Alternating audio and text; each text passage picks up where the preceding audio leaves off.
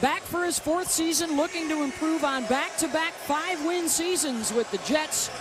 He's not calling the defenses anymore, and he's brought in another new offensive coordinator to try and kickstart the franchise.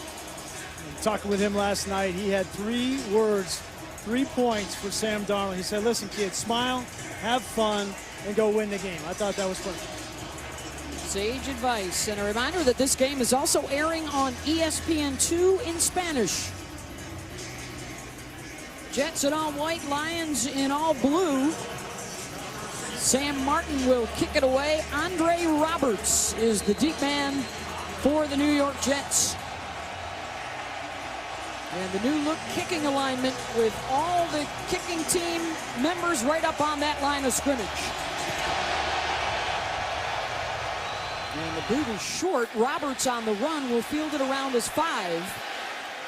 And weaving his way out to the 25-yard line. Charles Washington with the stop. So it's Sam Darnold. The Jets moved up in the draft from 6th to 3rd so they could get their hands on the new face of the franchise. No matter how accomplished you are as a quarterback, big games he played in college, there's never going to be another first in the NFL. And on this stage for Sam Darnold, you have to imagine the butterflies going through his stomach right now.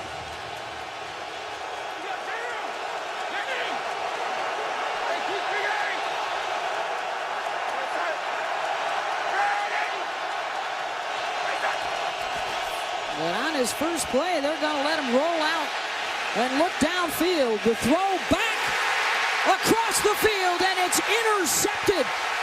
And it's going to be a pick 6 for Quandre Diggs on the very first play of Sam Darnold's debut.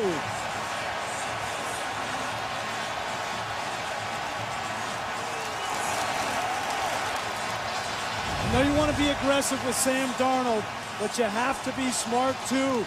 Here's Quandre Diggs right here. The back is coming out of the backfield. They're going to try to throw this ball back, and he just reads it. Easy interception for Quandre Diggs, a smart football player. You want to be aggressive, but you got to be smart too with the first play of the game. Moving into the starting lineup at safety this year with a brand new contract, Quandre Diggs, 37 yards on the pick 6. For a defense that was one of the best in the NFL last year at takeaways, they had 32 of them. And it's Matt Prater for the PAT.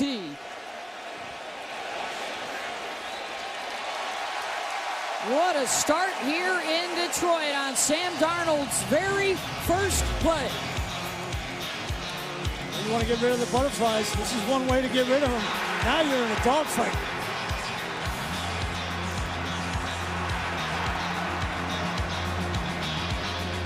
That's last year's starter, and one of Sam Darnold's mentors, Josh McCown, there talking with Jeremy Bates, who was the QB coach last year and now the OC. Yeah, first time he's calling plays in 8 seasons, so it's a lot of firsts for Jeremy Bates tonight as well. Jets did not have a pick 6 all of last season, and they give one on the first play of the new year, and it's Roberts again. Bringing it out from the 1. And he is taken down around the 23-yard line by Teez Tabor. Let's go back to the interception, Brian. Just an unbelievable play by Quandre Diggs. Here he is right here. This is trying to confuse the defense with a wheel route off of a naked. But Quandre Diggs not fooled. Look at him look back right here. He's looking back at the quarterback. He is baiting Sam Darnold to throw this football right here. That is as good as you can do it as a safety. 4th year in the league, and these are the types of plays that this secondary for the Lions can make because of their experience with a new system in Matt Patricia. INT on his first career pass attempt, and again, that Lion defense under the direction now of Paul Pasqualoni. They had 19 interceptions last year. It was a unit that scored 5 times. Very opportunistic bunch. Now you have this crowd into the game in a big way.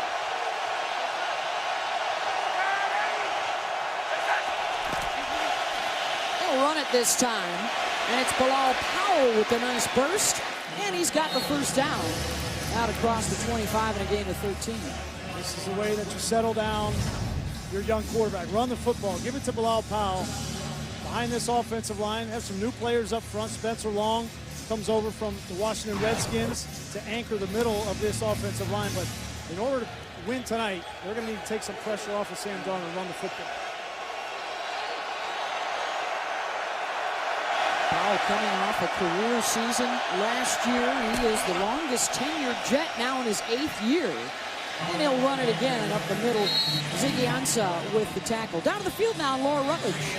Well, Beth, when Sam Darnold came over to the sideline after that interception, Josh McCown there to greet him saying, hey, just pick your head up, it's fine. Darnold saying, yep, that one's on me. And then McCown going to Jeremy Bates and saying, let's not change the play calling, let's stay aggressive. Obviously, though, guys taking a little different approach here. The only time that Darnold seemed to show frustration was when the in-stadium announcer announced the interception for the touchdown after the fact. Throws that one into the turf. There was nowhere to go. They were trying to set up a little tight end screen for Neil Sterling. And Sylvester Williams was the guy that got in on it. Reminds me a little bit of what Mike Tyson used to say. Everybody has a plan until they get hit, right? I mean, now he's gotten hit. He got punched in the stomach, and now his mettle is going to be tested, and we're going to learn a lot about 21-year-old Sam Darnold here. Facing a 3rd and 6 in hostile territory.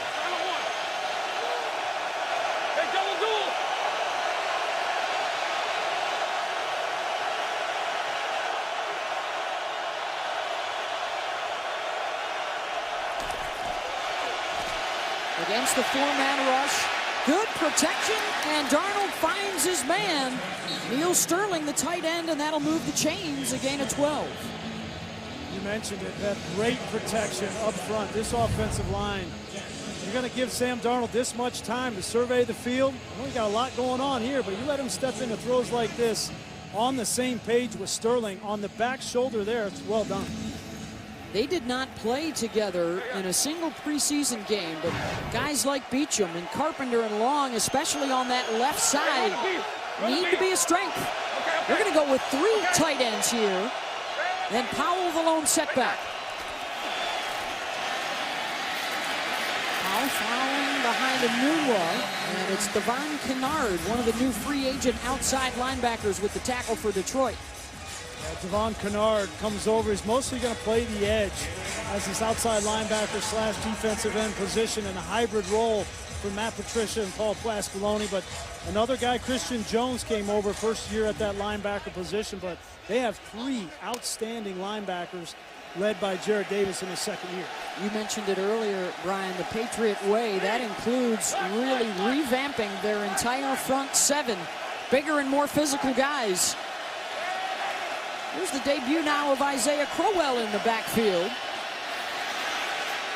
Darnold rifles one to Tomlinson, caught at midfield. And that'll set up a 3rd and short after a gain of 7. This is an offensive system under Jeremy Bates that's going to live on the short passing game. That's a lot of what Sam Darnold did in college. He's comfortable with it. He's good getting rid of the football quickly, and mix that quick passing game with that outside zone and boot, which fits the skill set of Sam Darnold to a T. Another 3rd down. And 3 more tight ends.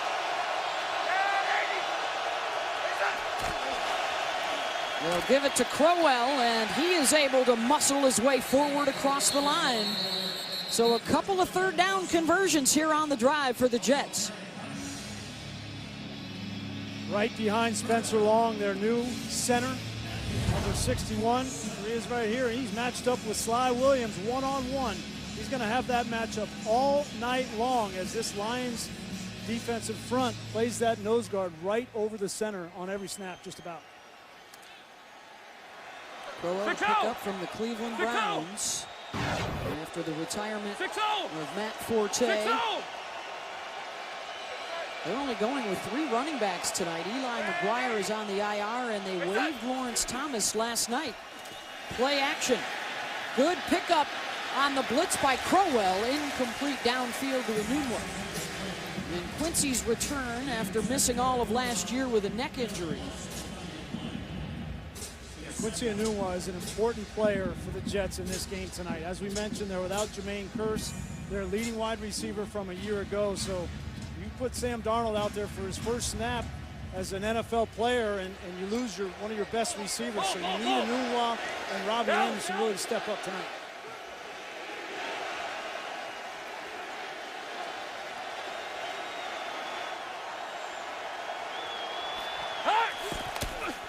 Motion man was Roberts. The give is to Crowell. Gets the edge and puts his head down into Nevin Lawson for a couple more yards. And here we go again on third down, the 10th play of the drive for the Jets that started back on their own 13.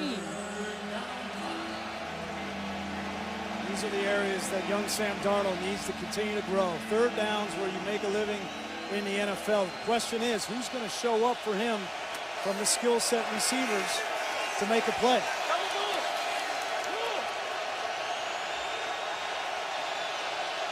We got Terrell Pryor in the game. He goes to the bottom of the screen. Enunwa and Anderson to the top.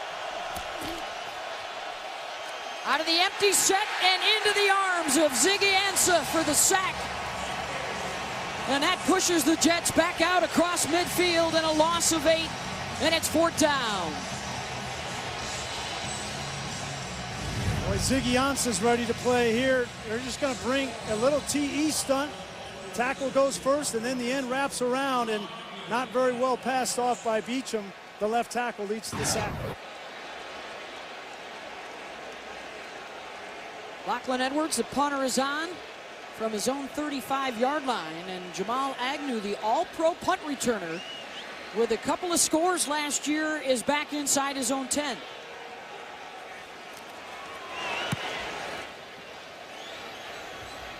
And the fair catch signal is up. The bobble, the Lions will have it at the 9-yard line after a 41-yard punt. There's another quarterback in the game. How about that? It's year 10, a decade of Stafford gets underway when we return. ESPN's Monday Night Football is brought to you by Jaguar, the art of performance. And how about a flashback to 1981 when Lions quarterback Eric Hipple had himself a night in a win over the Bears. He threw for 4 touchdowns, rushed for 2 others. And a Monday night for the Lions. And there's Matthew Stafford now under center, working out of the I formation. And he's going to throw on first down, incomplete, looking for Marvin Jones, and flags fly from several directions. Tremaine Johnson, the big free agent signing, had the coverage there for New York.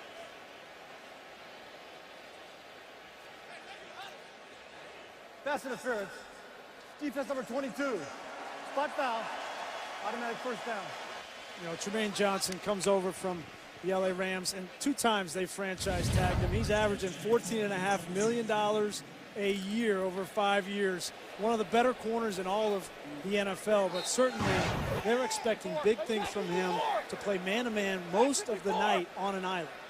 Ends up being a 12-yard penalty. First down for Stafford, with LeGarrette Blount getting his first touch as a Lion, and it will be for negative yardage as Jamal Adams quickly got on him in the backfield.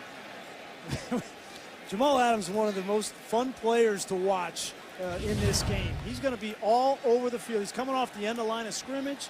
They love to get him down around linebacker depth. Very difficult to block him with a wide receiver.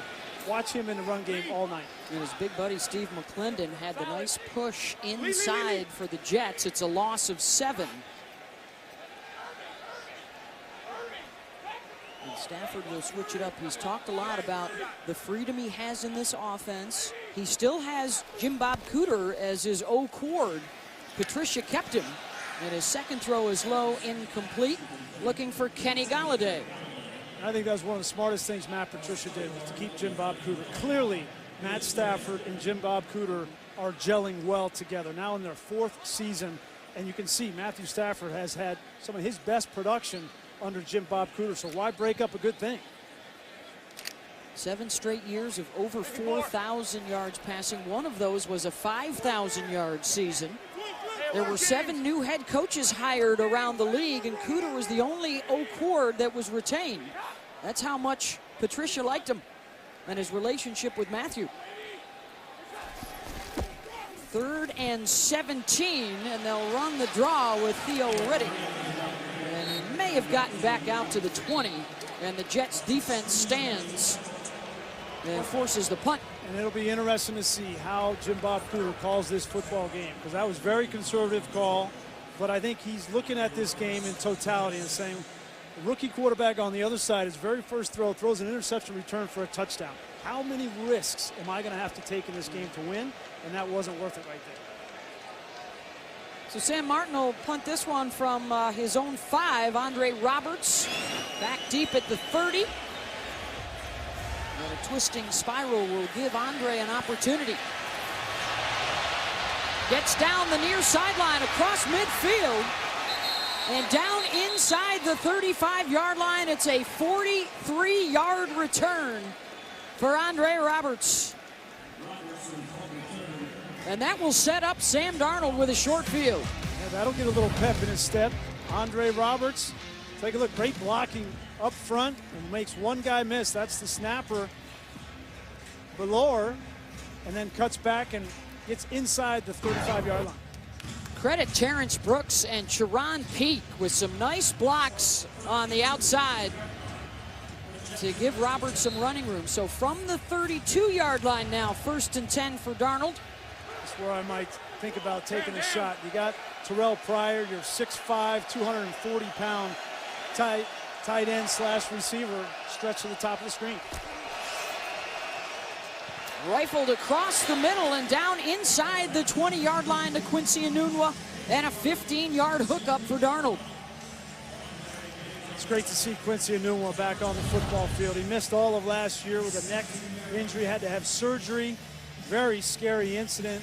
Got hurt in practice, and he is a football player. He looks built more like a running back, Beth, but he's got wide receiver skills, and he needs to be a big part of the plan. Boy, he took a shot, too, from Diggs and held on to it. 1st and 10, New York.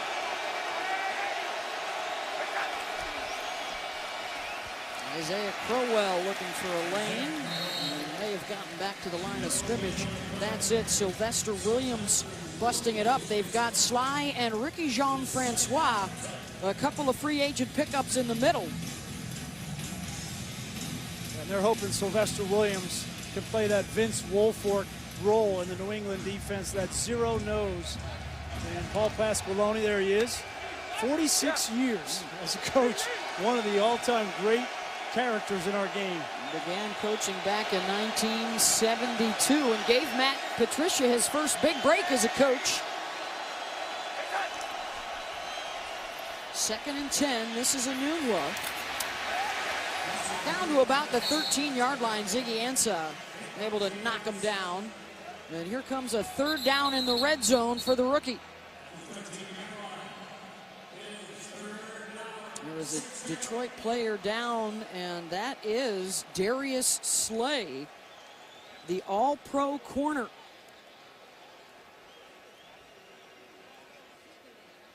We will take a timeout and be right back to Detroit in a moment.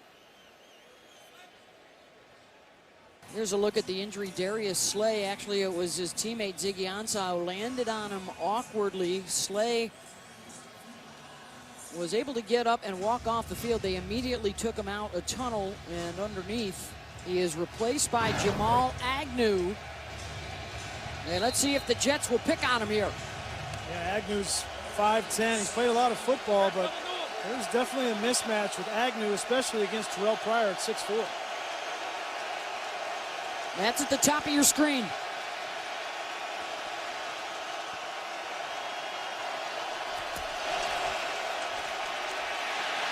Darnold extending the play. On the rollout, fires downfield. And the officials still without a signal. Are they ruling that a catch by Quincy Enunwa? Big time catch from Quincy Enunwa, and this is what Sam Darnold brings to the table. The athletic ability to extend plays. Pocket breaks down immediately, and then he just runs lateral and gives time to Enunwa. Will he make that catch? No, I don't think so. They got a late challenge from Matt Patricia. I think Patricia just got the red flag out in time. One of those things, right, that every new coach has to learn is game management, and you got to take care of the bigger picture. Yeah, and that one's on the booth. Those are the coaches in the booth telling him, hey, throw that flag.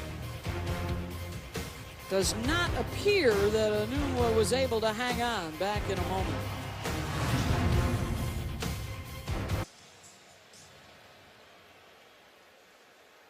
After reviewing the play, the ruling on the field stands. Detroit is challenged. Detroit is charged for first timeout. Referee Bill Vinovich says the play stands. It's a catch. And I think the important thing to note here is that the ball can touch the ground, right, Beth? But does he control the ball all the way through when that ball touches that ground? Does he possess that ball and control it? And the ruling from our replay official is that he did that. In my opinion, I don't think that was a catch. So Detroit loses a timeout as they lose the challenge, and it's 1st and goal for the Jets.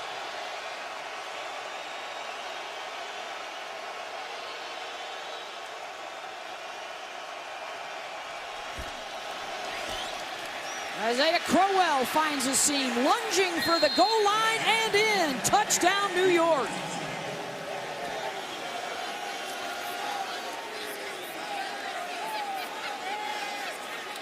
Wow, what a swing there.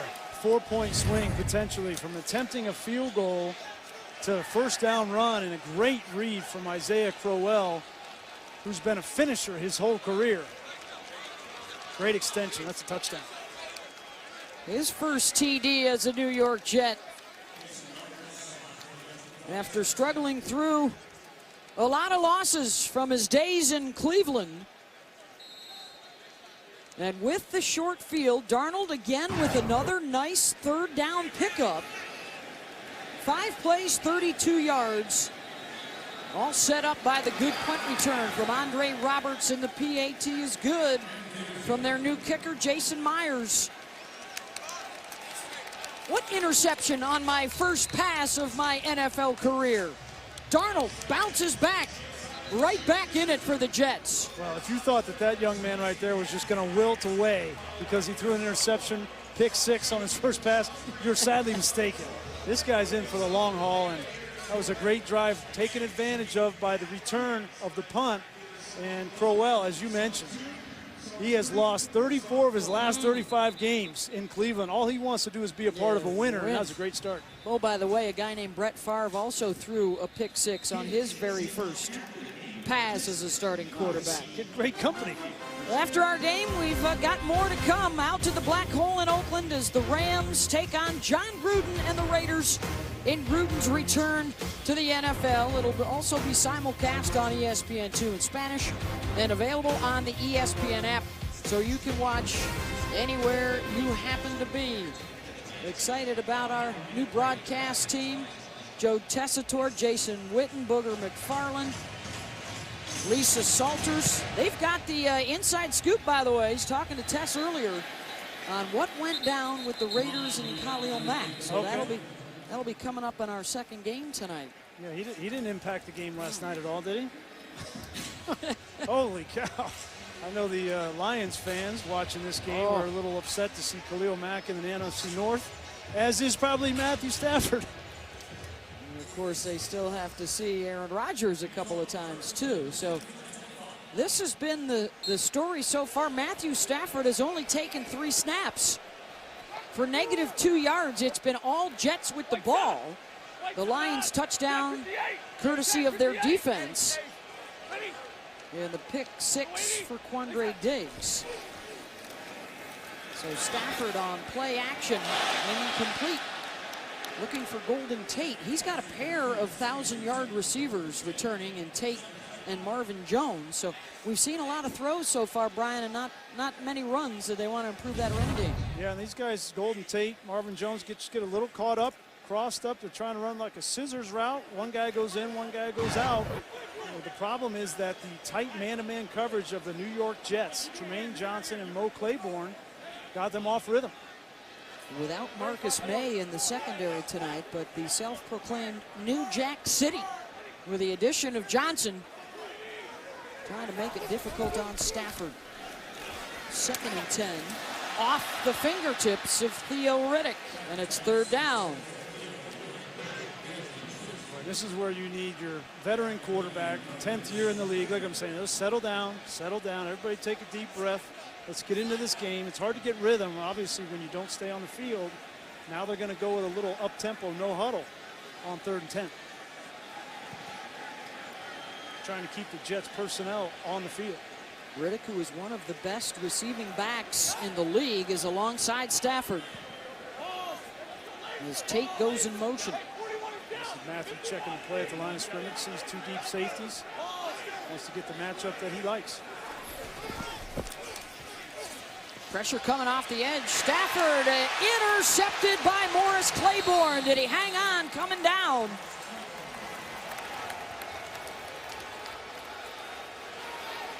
The 2nd-year New York Jet, now in his 7th season in the league, has the pick.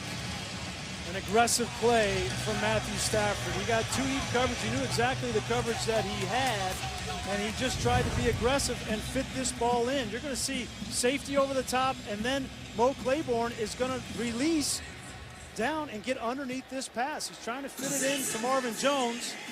If you make that throw and catch, it could be a touchdown, but it's a risky throw, and Mo Claiborne just made a better play.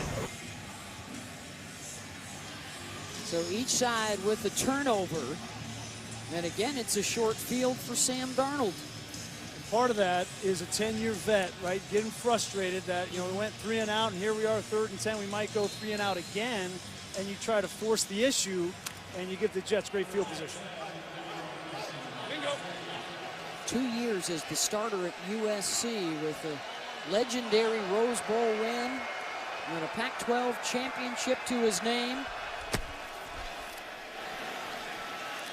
The give is to Powell, who's been so durable over the course of his career in New York. He'll pick up a few there.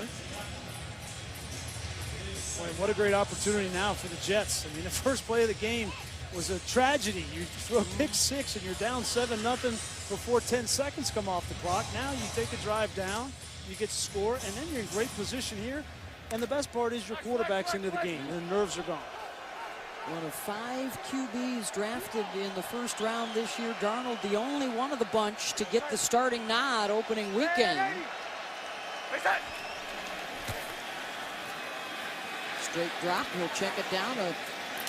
Powell out of the backfield. And he'll get down close to the 40. Let's go down to the field with Laura. Well, Beth, we saw Darius Slay go to the locker room. He was checked for a concussion and then cleared to re-enter this game. Thank you very much, Laura. He is, in fact, back out there here on 3rd and short.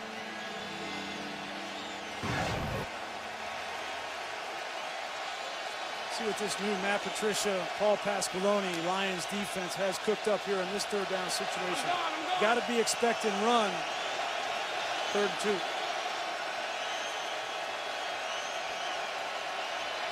And yet it's Darnold all alone in the backfield. And that's a designed run for the quarterback, and he scampers for the 1st down. Got around the edge, set by Brandon Shell, and a gain of 6. Great play call there from Jeremy Bates. You want to run the ball in 3rd and 2 situations, but you don't want to show the fact that you want to run the football. So how do you do that? Don't put a running back there. And the Lions defense forgets that this kid can run. He's a great athlete, great blocking on the edge. He is 4 of 5 now, along with this Jets offense on 3rd downs. 52. From the Lions 30. Sam is 6 for 9 for 50 yards with the 1 pick. Powell turns the corner, and Powell motors down inside the 25 for another Jet 1st down. This is the outside zone running scheme of the New York Jets. They're going to get a hat on a hat to the left side. You see Carpenter, Beacham, the tight end Tomlinson. They're just going to try to get a stalemate with that defensive line and allow Bilal Powell to get to the 2nd level. This is the offense Mike Shanahan made famous in Denver. Terrell Davis made famous, and Jeremy Bates has brought it to the Jets. Yeah, Jeremy Bates, an assistant for Shanahan, as well as Pete Carroll. And in his first stop in New York, it was Herm Edwards. His dad, Jim, also a terrific coach. Powell met in the backfield by Ziggy Ansah, who's been nicked up the last couple of years. Showed out strong at the end of last season, and now is the guy they are turning to lead a much better pass rush this year and to be more disruptive in the backfield. Had a third down sack earlier tonight. We're seeing a lot of 3 tight end sets from the Jets here with under a minute to go now in the first.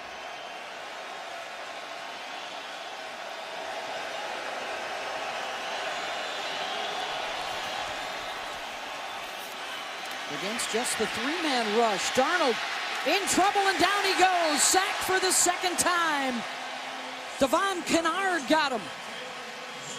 And a loss of 10, it's third down.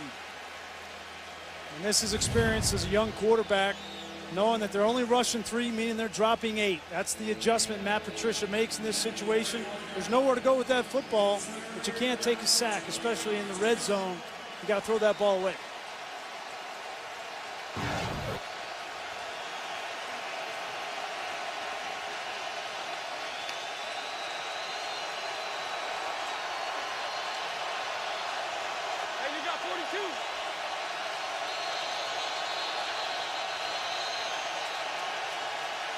And just before the end of the quarter, timeout called by the Jets. Looking at a 3rd and 20, they're going to reset the game clock to 3 seconds. We've seen a lot of Sam Darnold, not a whole lot yet of Matthew Stafford, just a couple of times with the football. Yeah, you've seen the inexperience of the guy on the left, and then a little bit of the rust and frustration of the guy on the right. So it's certainly it's so hard in the first game of the year. So many new pieces on both sides for these two guys, and for Matt Stafford, he just needs to get into a rhythm and not try to force the ball down the field.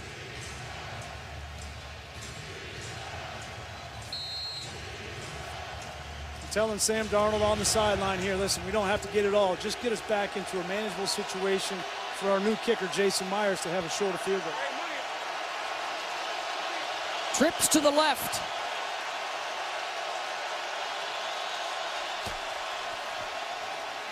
And they'll keep it on the ground, and spinning is Crowell, staying on his feet down inside the 20-yard line. It'll still be 4th down, but much closer for Myers. When we come back to Detroit, 1 quarter in the books, the debut of Sam Darnold. He's got the Jets even. Start of the second quarter here in Detroit, the season opener for the Jets and the Lions. Beth Mullins, Brian Greasy, and Laura Rutledge with you. And after the pick 6 on his very first play, Sam Darnold's been solid. He's got the Jets an opportunity here to grab the lead. A 35-yard attempt from Jason Myers.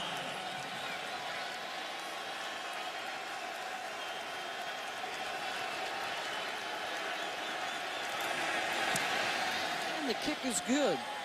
So the Jets have the lead. They've held the ball for 13 minutes to just 2 for Detroit. Well, you wonder how your young phenom is going to come out and start this game, where they had the jitters, and it couldn't have gone any worse on the first play of the game, Beth. You throw it to the other team, and they put it in the end zone. But then you wonder, so what do I really have in this guy? What kind of mettle do I have in him? And he has responded. 6 of 8 since that interception, as you mentioned, 2 scoring drives, but it's been the 3rd down plays. This one, huge to Quincy Enunwa. Certainly put them in position to get the touchdown, and now they've gone ahead because of his play. He has not flinched. Tremendous response to the early turnover. Of course, that was one of his bugaboos at Southern California. He's been hearing about it all offseason. Are you going to take better care of the football? And he needs to do that. Yeah. I mean, 22 turnovers as a senior, 13 interceptions, and 9 times he lost fumbles. That doesn't count the amount of fumbles that he got back. So he has to protect the football better, but you don't want to coach the playmaker out of him. So let's get ready now for the counterpunch from Matthew Stafford. Detroit held to -2 yards. And for the first time in Stafford's career, 0 passing yards to open up a quarter in a game. Yeah, this is a guy that for 7 consecutive years has thrown for 4,000 yards plus. He knows how to throw the football. I don't think there's going to be any panic in number 9 in the Honolulu Blue. One of the things that the coaches talked about was Matthew, more input, wanting more ownership now under the direction of Matt Patricia and the comfort level that he's got now in his 4th year with Jim Bob Cooter.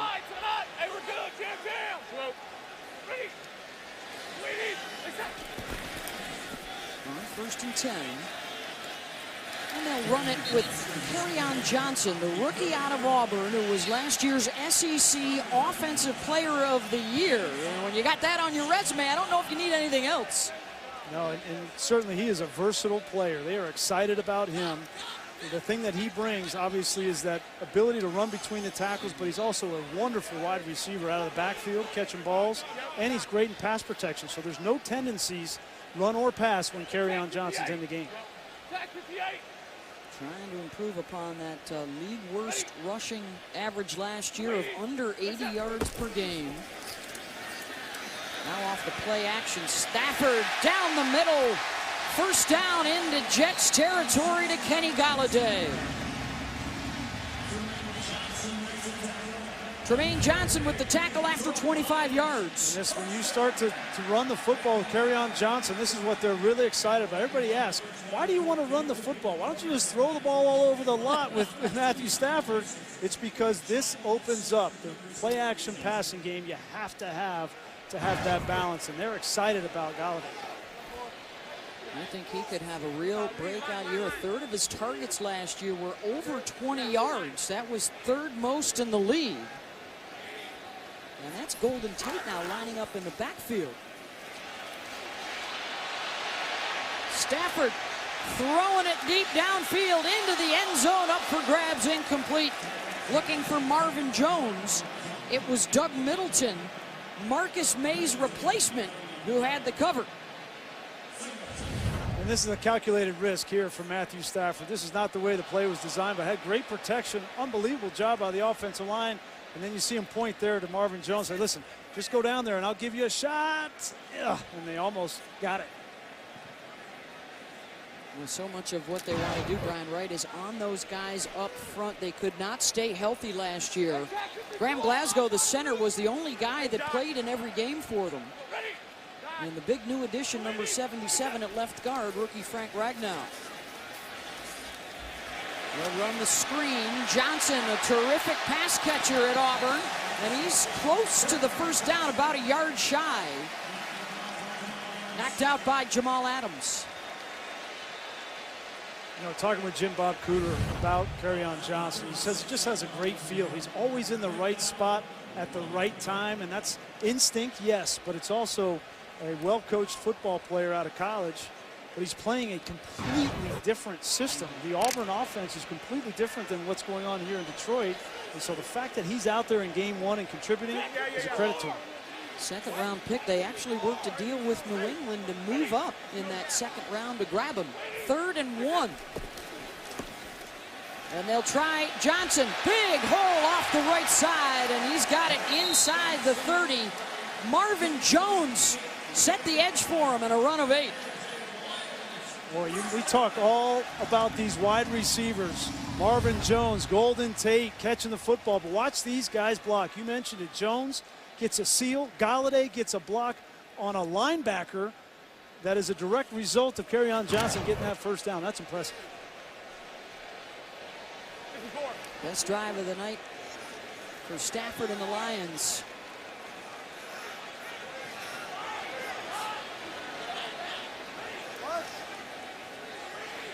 Telling the rookie to stay put. And it's intercepted again. Tremaine Johnson's got it, lost it at the tail end of the play.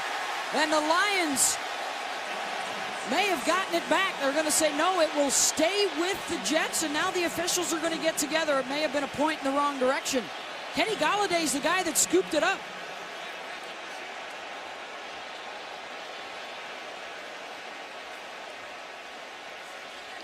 Ruling on the field is an intercepted pass. Then a fumble recovered by Detroit. First down.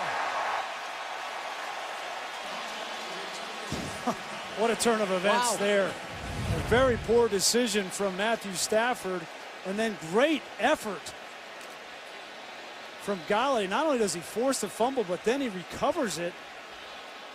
You want to get on the good side of your quarterback? Wow. This is the fastest way to do it. This ball should never have been thrown on the slant. It's just a drag slant combination. The flat route was wide open, and a mistake from Matthew Stafford made right by Kenny Galladay. Well, Patricia may consider him going both ways. That was a hit from Galladay to knock it out of there and get it back. Oh, great catch initially, and Johnson never saw Galladay coming. And a nice clean hit, too. We talk all about defenseless players and where you hit defenseless players and how small the target is on their chest to hit them. You could not have done it any better than Kenny Galladay. Well, after all of that, I think the officials are talking right now to see where are they going to establish the new line of scrimmage here.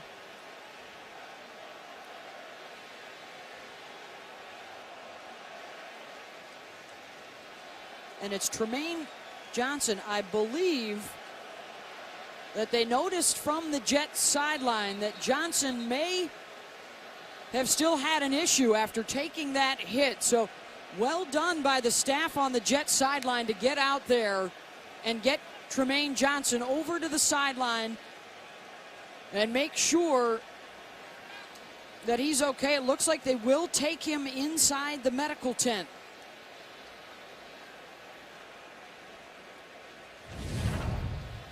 This is where the ball should go, in the flat there. Look at Jamal Adams. He comes off on the slant and gets in the way of Golden Tate, or T.J. Jones, excuse me, and forced that interception. After the interception and the fumble recovery, 1st and 10 Detroit, and they'll be thrown for a loss. Frankie Louvu, who was the new addition from the practice squad yesterday, leading the charge at a loss of 5. It's been quite a week for Frankie Louvu. I love the face paint.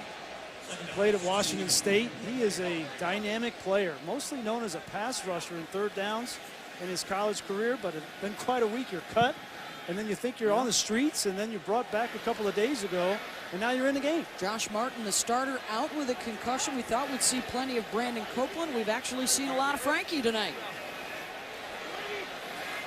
2nd and 15 from the 38. And a false start coming up here on Detroit. False start. Offense number 68. 5-yard penalty. Still second down. 6th in the league in passing last year, 7th in the NFL in scoring, but so far in the first half, the Lions having a problem cranking it up. Yeah, they have not been able to get anything going. Running the football. Matthew Stafford's thrown the ball to the team twice now, and very fortunate that they got that football back.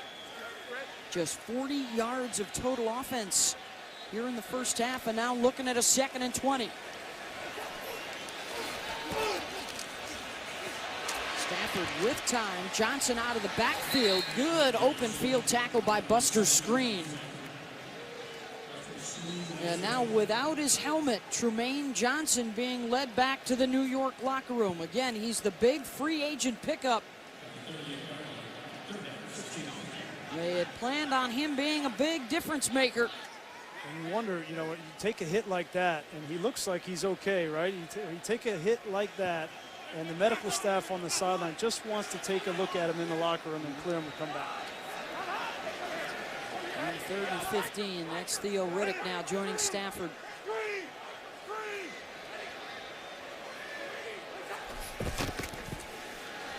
Receiver screen to Tate, and the Jets were ready and waiting for it.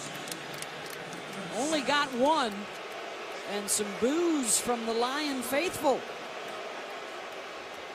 Yeah, and there's no way that this drive was going to be a success. We start with the penalty, you have the interception, and then you get the football back, and this offense has just not found its rhythm. They came into this game knowing that the strength of this team is the quarterback and the receivers. And Matt Patricia said, I want to run the football more and establish balance. They have not been able to do any of that in this first half. They have one of the best long ball kickers in NFL history, and they're going to give Matt Prater a shot here. A 56-yarder. Martin just got the hold down. The kick comes up short, no good.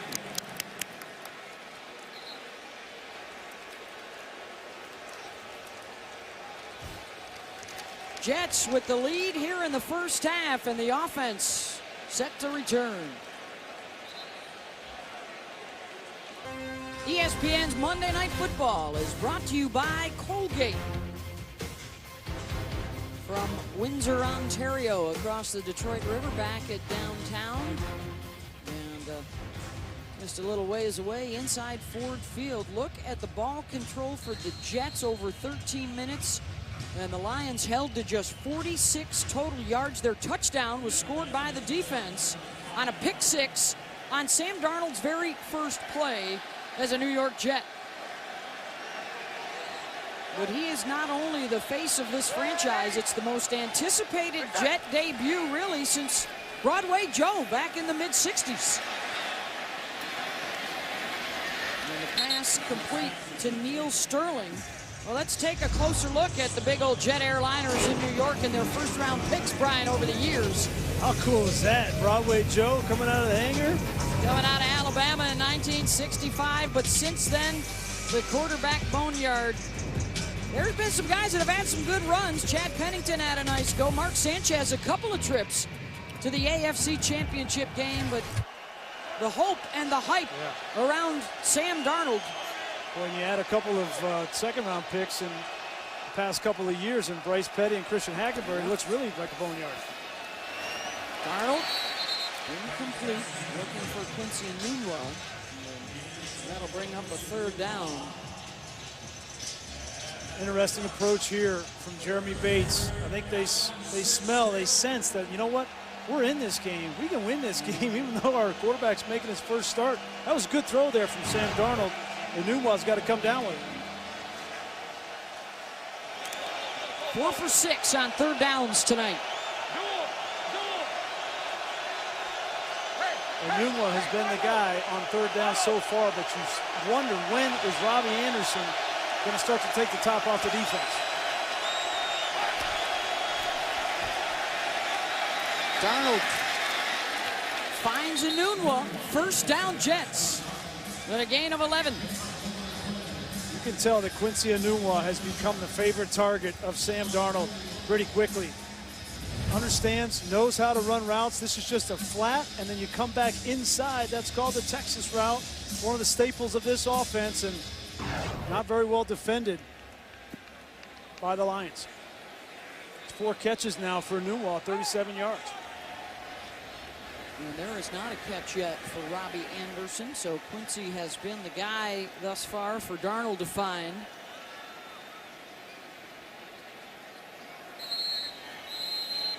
We're going to take a timeout. 10-7 Jets, under 8 to go here in the first half. Make no mistake, Matt Patricia is the head coach of the Lions, but with his defensive background, he spent a ton of time coaching up the defense in this game. Of course, remember, he's bringing a new defensive scheme here to Detroit, really emphasizing communication because it's particularly loud on the field when Sam Darnold is out there with the opposing offense. And one of the things that they had said is you just don't know what to expect from Darnold coming into this game. They said they couldn't watch a lot of film because the college film didn't do him any good, and neither did the preseason film, guys. The same could be said opposite, right? They didn't have any film on the Lions, so everybody's equal. First and 10 for Darnold, who's going to hand it off here in the run up the middle. We've seen a steady diet of Crowell and Powell today.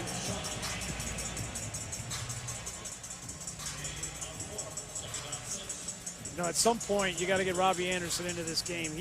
Anytime he gets a free release, he's going to run by the defense. He is that fast, and on a couple of plays in this drive, that right there is open. Like, if you throw that ball down the field to Robbie Anderson, that's where he makes his money. We're going to take him out here on second down for Sam Darnold. He's completed 6 of his last 7 throws. Good for 46 yards, and now he notices the play clock winding down. Gets it off in time. Rolling out Enunwa. Going to be about a yard short. We've seen him go both ways, which Matt Patricia thought was a big advantage for Sam, running right or left to throw. No question. It's not easy to do as a quarterback, to fake hard to your right and then boot opposite of your throwing arm. You got to get your hips around, but he's such a good athlete and has such an uncanny ability to change his arm angle and to move his feet that really it becomes an advantage. Third down, what will the Lions dial up here? You know you're going to get man-to-man coverage, single safety in the middle of the field. I might think of being aggressive, take a shot. Anderson in motion, he'll get a touch. And nowhere to go. Thrown down for a loss back outside the 40. Jamal Agnew. And a host of his buddies were right there. Fourth down and a loss of 9. I like getting the ball to Robbie Anderson, but I don't like the way you got it to him. I mean, this is third and short. You either run the ball or hard play action and throw the ball down the field against man-to-man coverage, but this was nobody fooled on the Lions defense. Jean-Francois Kennard, they were able to push it up the middle, and that bumps them back out of field goal range. Yeah, that's the real mistake there, is you've taken yourself out of 3 points potential. Agnew is standing back inside the 10 just in case. They punt here from Lachlan Edwards. Second-year man will try and drop it inside the 5, and he does. Down by Peak at the 6-yard line, a 34-yard punt, but well done by Edwards to bury Detroit. Where this Jets defense has held the Lions to just 46 total yards. Yeah, and Avery Williamson is a big piece of their free agent mix this offseason. Comes over from Tennessee. They lost to Mario Davis, but Avery Williamson is a tackling machine. He's one of 5 players since 2014 that have 300-plus tackles and double-digit sacks. This is Blunt. The anticipated improvement in the run game has not shown itself yet. And credit this Jets D. Certainly this defense has been overhauled a little bit. You get Steve McClendon, big guy up front. Jamal Adams in the run game.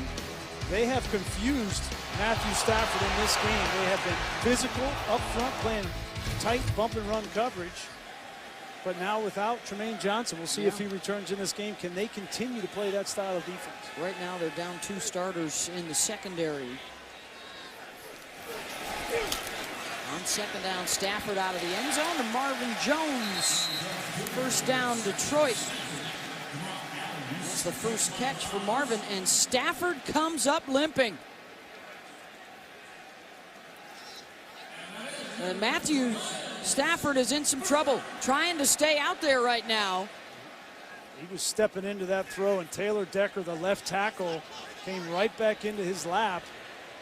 The problem is you go to throw that football, you put all that weight on your left leg, and when somebody comes back and hits you in that leg, you're in a vulnerable position. We'll run it with Blunt. Remember, Matthew Stafford is making his 113th consecutive start tonight, dating back to an injury against the Jets back in 2010. Taylor Decker, it looked like he just kind of, boy, that's scary as a quarterback. And you don't know, you get hit like that and your knee buckles and you just don't know. It could be anything going on in there. Well, and it instantly takes you back to last night in Green Bay, the knee injury to Aaron Rodgers, who temporarily had to leave the game. And then, of course, came back in to engineer that thrilling comeback over Chicago. The rollout throws it into the ground. Avery Williamson was giving chase. Yeah, and he's not right. He's not right. When you get in that position, you got to escape out of the pocket, and you just throw it in the dirt. That's giving up. That means that there's something wrong in that knee. And you just saw on the sideline Matt Castle warming up just in case. Yeah, you can't get away. You're not mobile enough. We watched it with Aaron Rodgers last night, and you just got to dump that football. And you're going to get blitz again here. Why wouldn't the Jets blitz him again, knowing that he's immobile?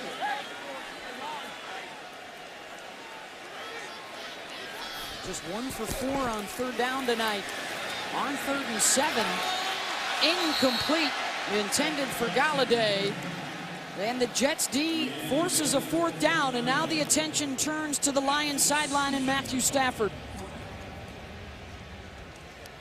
Boy, Matt Patricia, you want to talk about having some anxiety. Looking at your quarterback come off the field like that, he'll probably go straight in that tent. He's been such an Iron Man, and no one in NFL history has thrown for more yards under the age of 30 than Matthew Stafford has in his 9-year career, plus a game. Roberts, who's already gotten 1 good punt return, will set up the Jets in Detroit territory, returning that 44-yard punt 15 yards.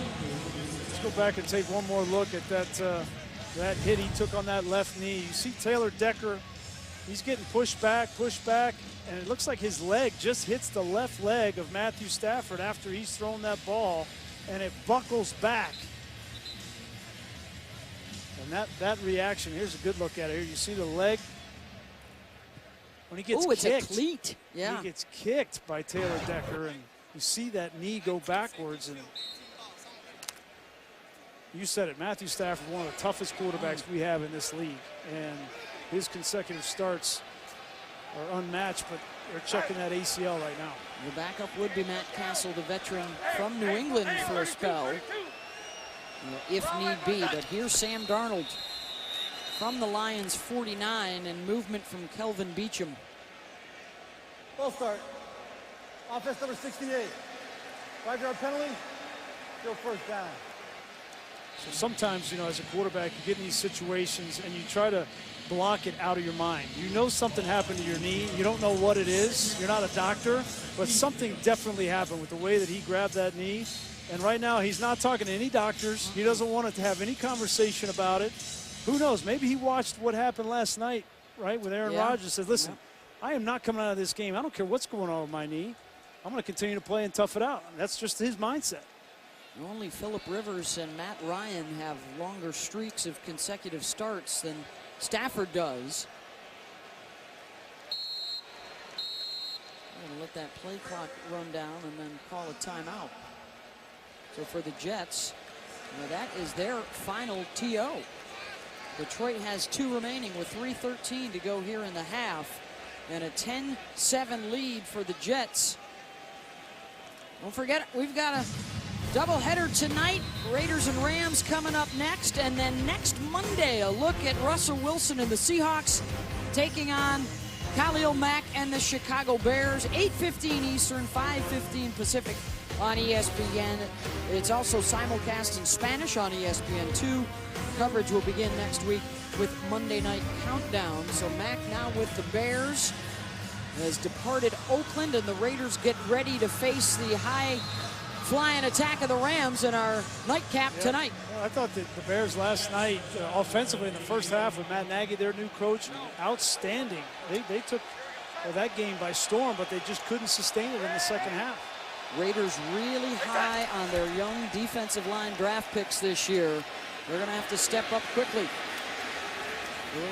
Screen to Sterling.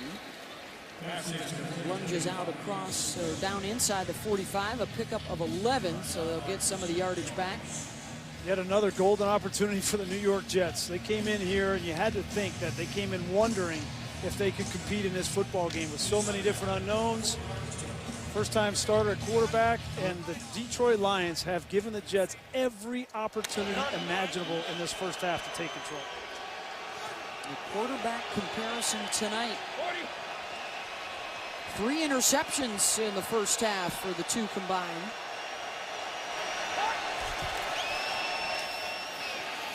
The give is to Bilal Powell. And it's going to be 3rd down in a couple. The last time Jeremy Bates was in this situation, he called an end-around reverse to Robbie Anderson. I don't think he's going to do that same thing twice. You got 1 or 2 options here. You can run the football with Bilal Powell, or I would take a shot downfield knowing you're going to get man coverage on Robbie Anderson, knowing you come back and maybe go for it on 4th down if you don't hit it. Yeah, the end around ended poorly, so they'll have a little more time to think about it. The 2-minute warning here in the first half. Well, stay tuned for the Genesis halftime report coming up. We'll break down Darnold's debut. Also a preview of our second game tonight, the Rams and the Raiders. And a special performance by Tori Kelly and Boys to Men. It's the Genesis halftime show coming your way. 3rd and 2 for the Jets. And that defense for the Lions does not include Ziggy Ansah. He's out right now with a shoulder injury.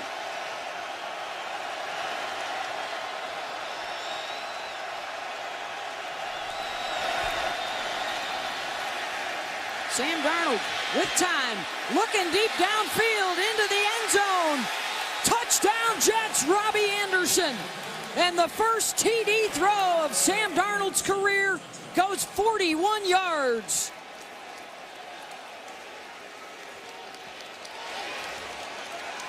Robbie Anderson is too explosive of a football player not to take at least 5 or 6 shots like this down the field. And I love the play call 3rd and short. We said either run it or take a shot downfield to Anderson.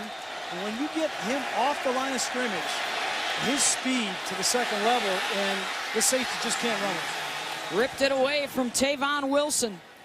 Sam Darnold, 4 of 4 throwing the football on 3rd down for 71 yards. And there is the rookie's first NFL passing touchdown.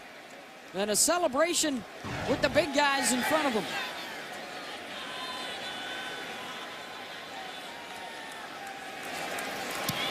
Myers extra point, good. 17-7. The Jets, who were just 1 of 7 on the road last year, making a statement here in Detroit.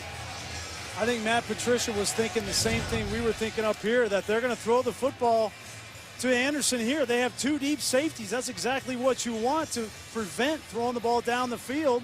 But watch, when you don't get a jam on him off the line of scrimmage and the safety reacts like that to a little shoulder pump from Sam Darnold, that's all they needed to get the second level. Robbie Anderson makes a great catch in the end zone.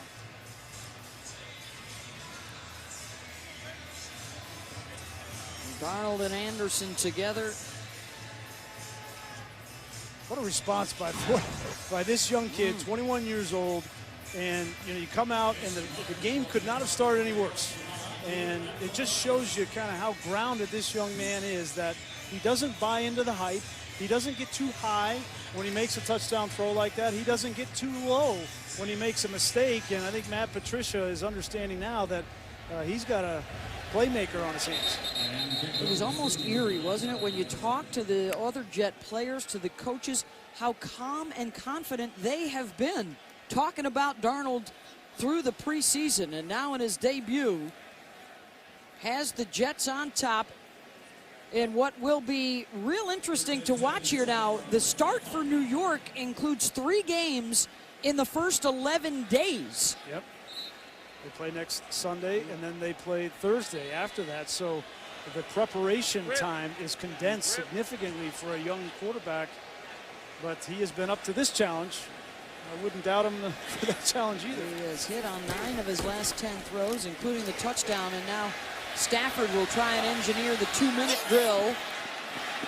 He'll run out of bounds. Again, he appeared to hurt his left knee on that last possession, but he's right back in there. That's a great sign for the Lions there, that Matt Stafford on his first snap felt comfortable enough to get outside the pocket and run. And there's the keepsake for Sam Darnold and his family. His mom and dad, Mike and Chris, are here tonight watching. 2nd and 4 for Stafford. To the outside and out of bounds to Kenny Golladay to stop the clock. A gain of 10. And an opportunity here for the Lions with 2 timeouts and a very experienced quarterback in these kinds of situations. He's one of the best in the past 5 or 6 years at end of game drives and end of half drives getting points.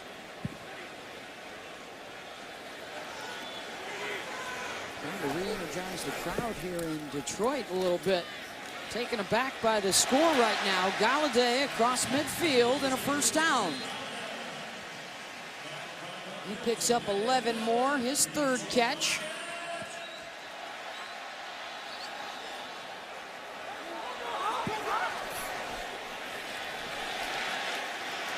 Stafford looking deep for Marvin Jones on the run, diving at the 2, couldn't hold on.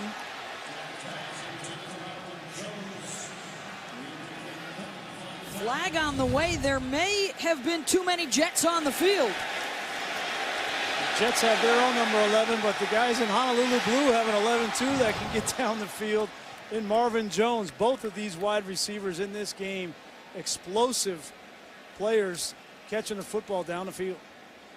I think that was heady by Stafford to hustle to the line of scrimmage. He saw the Jets weren't going to get guys off the field in time. Picks up 5 more yards on the flag.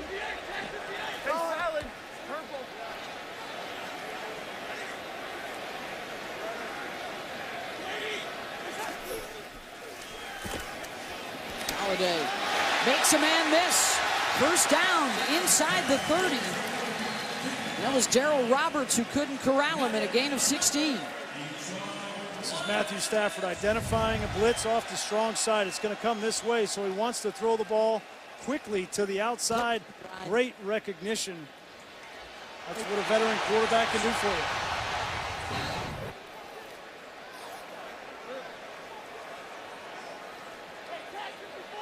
First and 10, plenty of time, still 1:06. Matt is taking his time at the line of scrimmage. He is trying to get in a perfect play every single time. It's back across the middle, finds Tate out of the slot, and another first down throw. And Buster Skrine is the injured Jet. He is the one that has moved into the spot to replace Tremaine Johnson, who left earlier with an injury. Skrine is a critical piece of this Jets defense. We mentioned Tremaine Johnson out. Buster Skrine had to fill in last year outside. He just gets hit by friendly fire from Darryl Roberts. But if Skrine's not in the game, even if it's just for this play, Beth, yeah, you're talking about that in the huddle with Matthew Stafford saying, listen, Johnson is out, Skrine is out. Now they've got 3 backup players in the secondary. It's time to take a shot. Matthew 4 for 4 on the drive, all for first downs. The 6th play coming up for the Lions. A drive that started on their own 25. And you've got a brand new nickel here on one of the best receivers in football in Golden Tate in the slot. That's a rookie, Perry Nickerson. Theo Riddick out of the backfield and able to fight his way out of bounds. And now a late flag. And it was the new guy, Nickerson, who was around Riddick and around the flag.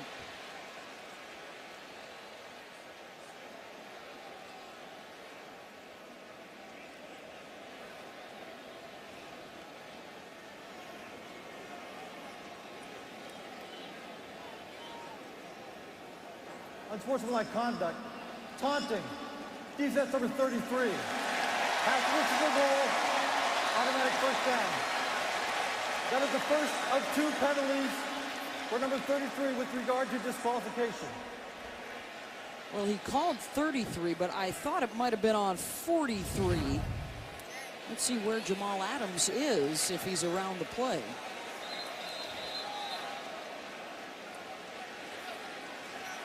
No, that's definitely 43 Nickerson, the rookie. Just not necessary. I mean, I think I keep the flag in my pocket there.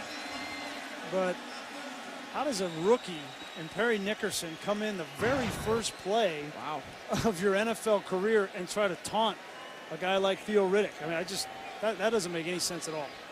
And that'll set up the Lions inside the 10. First and goal here for Detroit. Gives them 4 free shots at the end zone.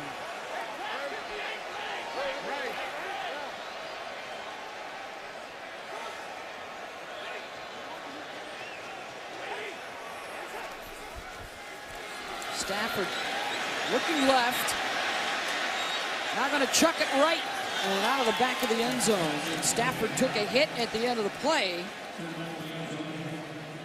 Leonard Williams bounces back up. Yeah, Stafford was in a dangerous position there because Leonard Williams was coming at him, and And Stafford was trying to throw the ball out of the back of the end zone. He's going to roll to his right here. And you get in this position, guys coming at you. I think that was a good no call. You know, the new rule now, or the emphasis of the rule, that defensive players don't come down on top with their body weight on the quarterback.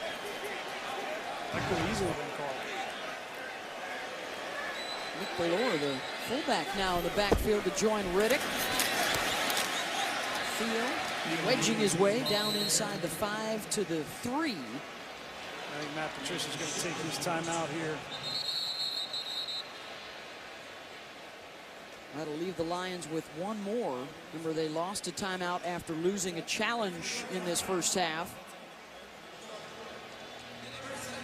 It's going to bring up 3rd and goal. And Matthew Stafford, as you alluded to, Brian, so good on these late drives and in the red zone last year. 15 touchdown passes without a pick in the red zone for Matthew. That's really been the story throughout his career.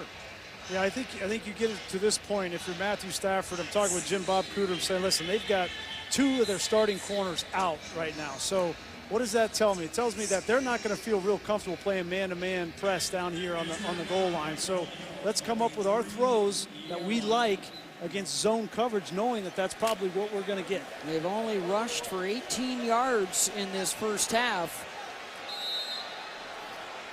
And right now you're going to have Golden Tate matched up on Perry Nickerson again. It looks like they could be in man coverage. Slotted right is Tate.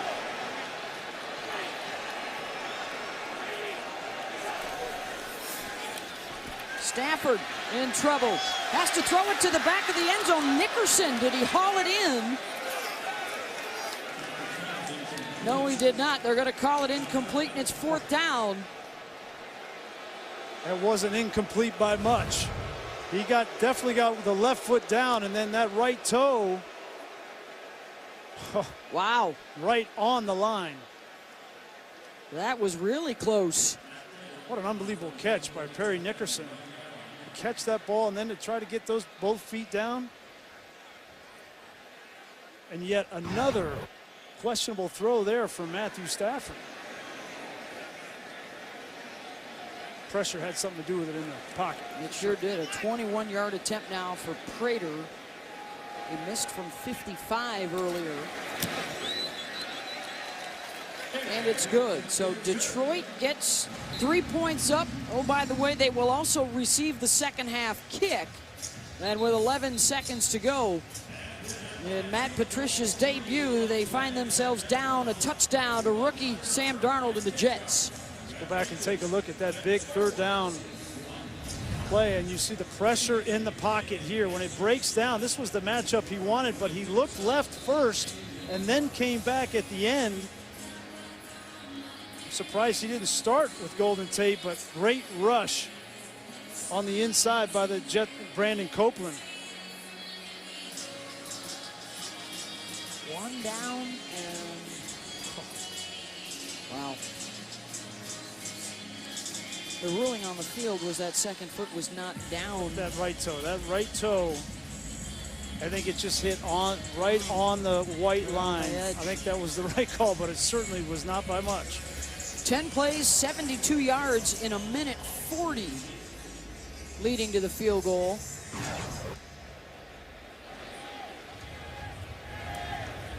Well, Powell will let that bounce, and as soon as it hits in the end zone, it's a touchback this year.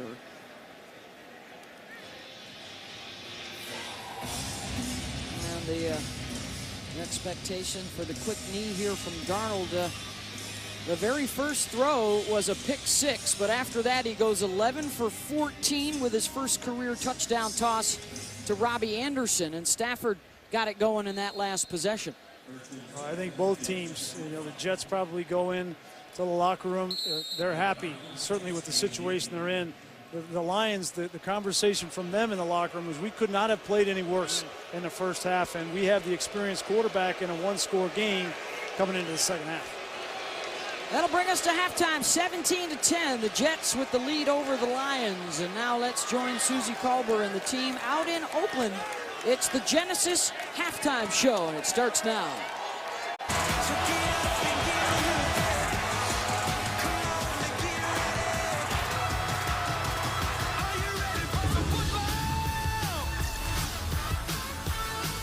Oh, Goff and Gurley, Carr and Lynch, the Raiders and the Rams, our second game tonight as we open up a brand new season on Monday Night Football with the doubleheader. We are getting set to start this second half, a 17-10 lead for the Jets. Detroit will receive the kick to start the third quarter. Beth Mowins along with Brian Greasy.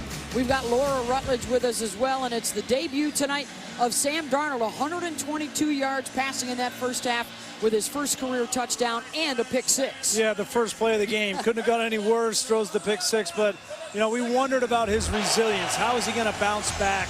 And since this interception, Beth, he's gone 11 of 14. He's led 2 touchdown drives. He's been 4 of 4 on third downs. He's run for this third down, which was a big play in the game. He's used Quincy Enunwa primarily on third downs with some accurate throws. So he has responded with a plum, and then the big shot down the field to Anderson on a big third down touchdown. He has been up to the task so far.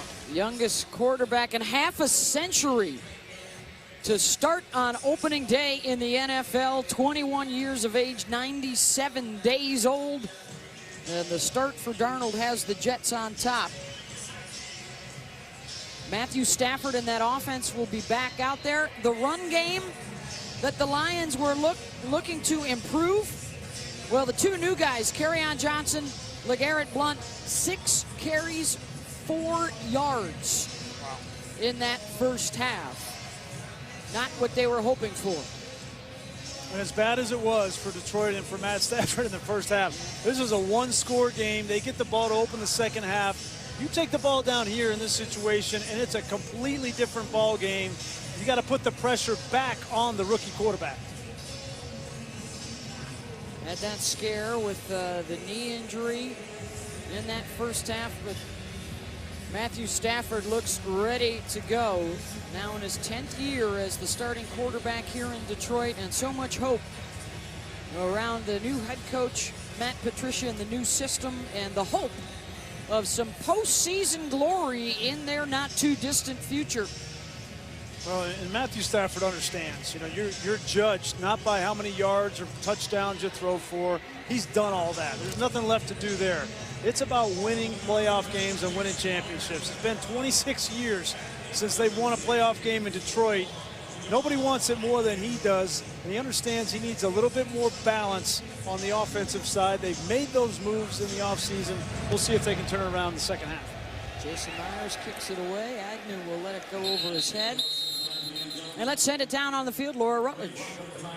Well, Beth, Todd Bowles actually said it was best case scenario that Sam Darnold threw that pick six on the first play of the game, because he said, look, he got all his jitters out right away. He loved that. He said, I had no doubts that he would come back out and completely bounce back. Matt Patricia said that pick six was a long time ago. We have not executed the way we have to. You guys are talking about a balanced offense. Patricia's saying, we know we have to run the ball better, but we've also got to block better too. We've lost the line of scrimmage battle in the first part of this game. Thank you, Laura. Darnold's counterpart, Stafford, will get things going, and immediately a false start penalty here on the Lions. False start. Offense number 80. 5-yard penalty. Still first down. That's the tight end, Michael Roberts, the second-year man out of Toledo. Just a little flinch. It's a good call. And not the way you want to start this second half. I mean, you come out of, you know, there was a spirited conversation in the locker room at halftime. And you come out, and this man right here, his #1 goal is details. It's all he talks about are details. And Michael Roberts, I'm paying attention to him right there. Both these teams open up the new year with some uncertainty at the tight end spot. Both lost their guys from a year ago. Stafford on the run. He hits Golden Tate down the far sideline, and it's a catch out to the 46. 26 yards on the hookup. Golden Tate has got to be more of a focus in this second half. Big time throw and catch. That's what we've become accustomed to seeing from Golden Tate. And good news for the Jets down the bottom of the screen. Tremaine Johnson is back in the game for New York. Tate bobbles and grabs at midfield, a gain of 4. As is Buster Screen, who left early in the first half, but they need those two guys. Those are two of their most important pieces. Screen, because he has to match up with Golden Tate in the slot, and then Tremaine Johnson on the outside locking up on Robbie Anderson. And the winner's mentality that Tremaine Johnson brought with him some success last year with the LA Rams at a trip to the playoffs. Play action from Stafford. Across the middle, caught on the run by Golladay. And the shoestring tackle down inside the 25 by Johnson. We saw a similar play like this in the first half. Play action, you need it to open up these throwing lanes on the second level. Hard man-to-man coverage, and Kenny Golladay again gets the best. That little motion, that in motion, creates the separation from Tremaine Johnson. Easy throwing catch. And they've gone after Tremaine a little bit tonight. Well, Tremaine's got the best of him once too, so has Mo Claiborne, 2 interceptions. A couple of picks. LeGarrette Blount will line up as a receiver to the top of your screen. Empty set for Stafford. Pressure off the edge. Tate wide open inside the 5. Touchdown Lions.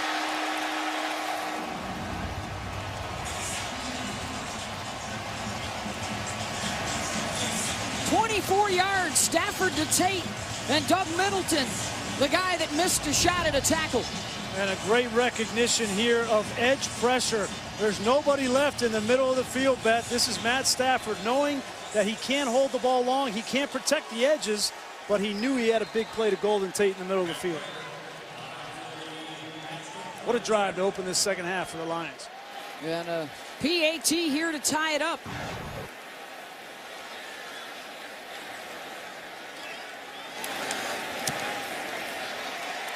So Detroit with the early lead, then 17 unanswered points by the Jets, and back-to-back scores now for Detroit. ESPN's Monday Night Football is brought to you by GMC. Live like a pro.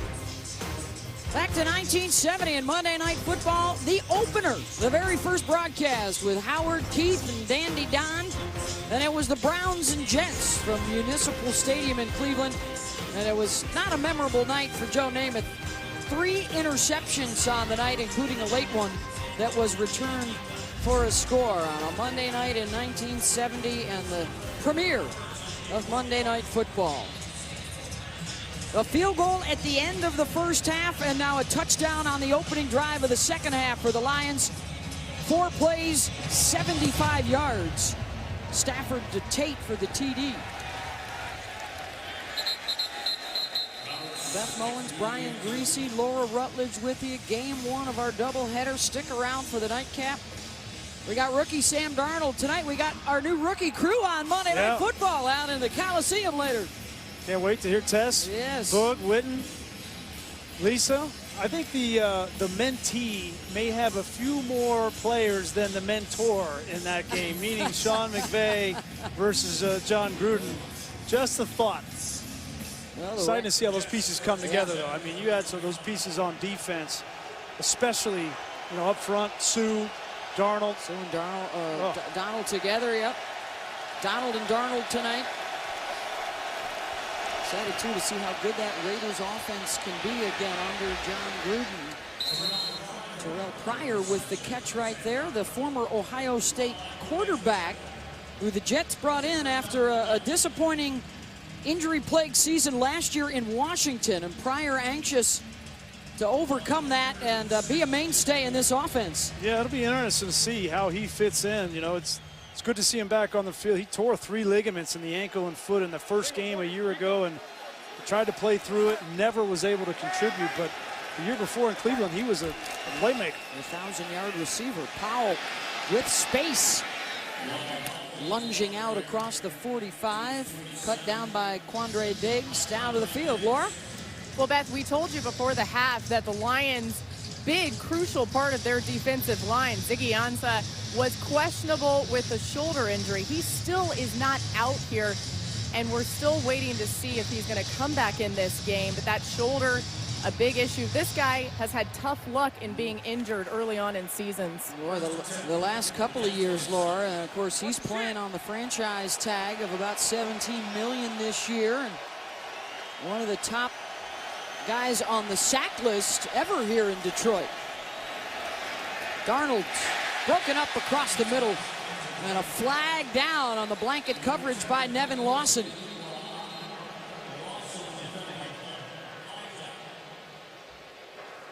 Pass interference. Defense number 24. Spot foul. Automatic first down. Well, Matt Patricia's on to this Jets offense on third down in particular, trying to get the ball to a new one, the quick passing game, and Lawson's in good shape, but you put that hand on the hip, and that's going to get called every single time. That official's looking right at that hand, and I'm not saying it's easy to play defensive back. It has never been harder to be a defensive back in the NFL than it is right now. But that's a good call, according to the book. Yep, and the Jets are staying on the field on third down tonight. They're 6 for 9 with a fresh set. The Jets sweep Roberts. Right there was Devon Kennard. He's the free agent from the Giants. On the other side, Christian Jones, the free agent pickup from Chicago. And they will be flanking Jared Davis, who has taken on more responsibilities in the middle and looks to be a difference maker. There he is, number 40, calling the plays. Yeah, and that's a trio, those three guys that Matt Patricia really wants to use creatively. Kennard is more of an edge player, but they've used Jared Davis as an edge pass rusher. It'll be interesting to see if Patricia uses him more with Ansah not being in this game. He led all NFL rookies last year in tackles, did Davis. Blitz coming, Powell picked it up, Brian Darnold some time to throw it downfield to Terrell Pryor and a first down. Well, you mentioned it, great pickup. Agnew came on the blitz from this side, and nice job from Powell to make his quarterback right, buy some time. Sam Darnold he likes to extend plays to his right, and when he does go lateral like that, he does a great job of keeping his eyes and his hips downfield to make those accurate throws. Those are the kinds of plays, by the way, that make Bilal Powell the longest tenured Jet out there. 8 years of doing little things like that.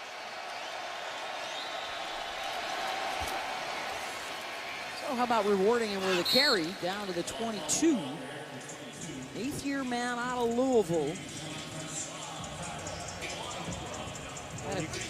Get a couple of first downs, Beth, and now you allow those three guys up front on the offensive line to start to come off the ball. Spencer Long, James Carpenter, Brian Winters, who's finally healthy this year at the right guard position. He tore his abdomen last year and played through that, gutted through that the entire season.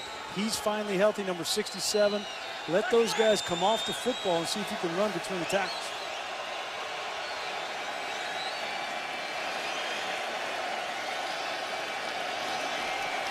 Second and 5 out of the gun. Darnold, the quick release, and the catch is made by Enunwa inside the 5, spinning towards the goal line. Touchdown, Jets. 21 yards, and it's Darnold's second TD throw.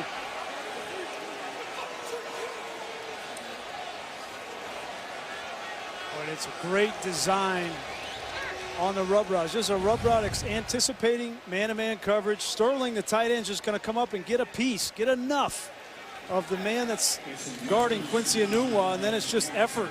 And they talk about Enunwa, a wide receiver and a running back's body. When he gets the ball in his hands, they love his ability to finish. Boy, and Jeremy Bates couldn't talk enough, Brian, could he, about the joy in Enunwa's game and the joy of all his teammates, seeing him come back from the injury that kept him out all of last year. And he came back and said, I want to be a difference maker this year.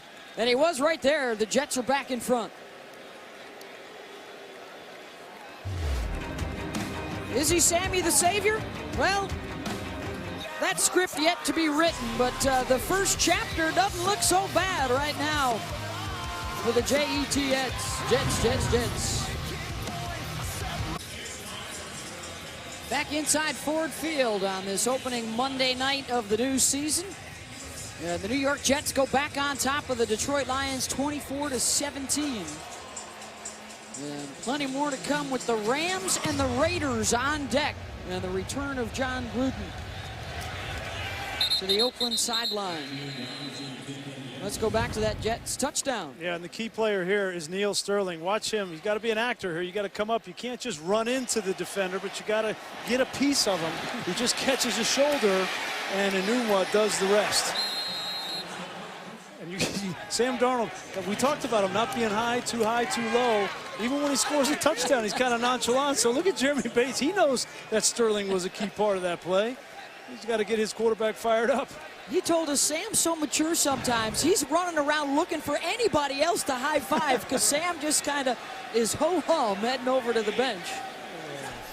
And Bates is all fired up at his return as an offensive coordinator for the first time in a while. And a guy that actually went on hiatus and took 4 years away from the game. Yeah, he was with the Chicago Bears. He gets fired, let go with Lovie Smith, and he says he's a very introspective guy. And he says, you know, I got to take a look at myself. And so he took a trip on the Continental Divide Trail. He actually hiked along the Continental Divide Trail from Mexico all the way to Canada. It took him 5.5 months, but kind of reset himself mentally. Now he's come back 8 years since he called a play, and he's on fire now. Bequeathed Sam Darnold with the number 3 pick in this year's draft, right after the Giants had taken Saquon Barkley. So there he is. Let's see the 3,000-mile Continental Divide Trail, as well as the 2,000-mile Appalachian Trail. Right. Did it on his own. How about that beard? You know, that looks kind of like Matt Patricia right there, doesn't it? I asked him on the field, I said, what did you eat? He's like, well, you know, every 7 or 10 days I'd stop somewhere and I'd get something, you know, in a real town and eat something real. Well, no, a lot of beef jerky. Interesting guy. He found himself, and now he's found a quarterback, and another interception for the Jets defense. Darren Lee.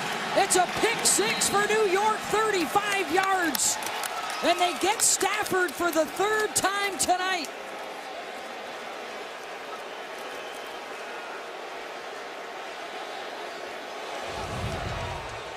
Here's Darren Lee right here. There's going to be a lot of traffic coming this way. Matthew Stafford's just not seeing the field right now.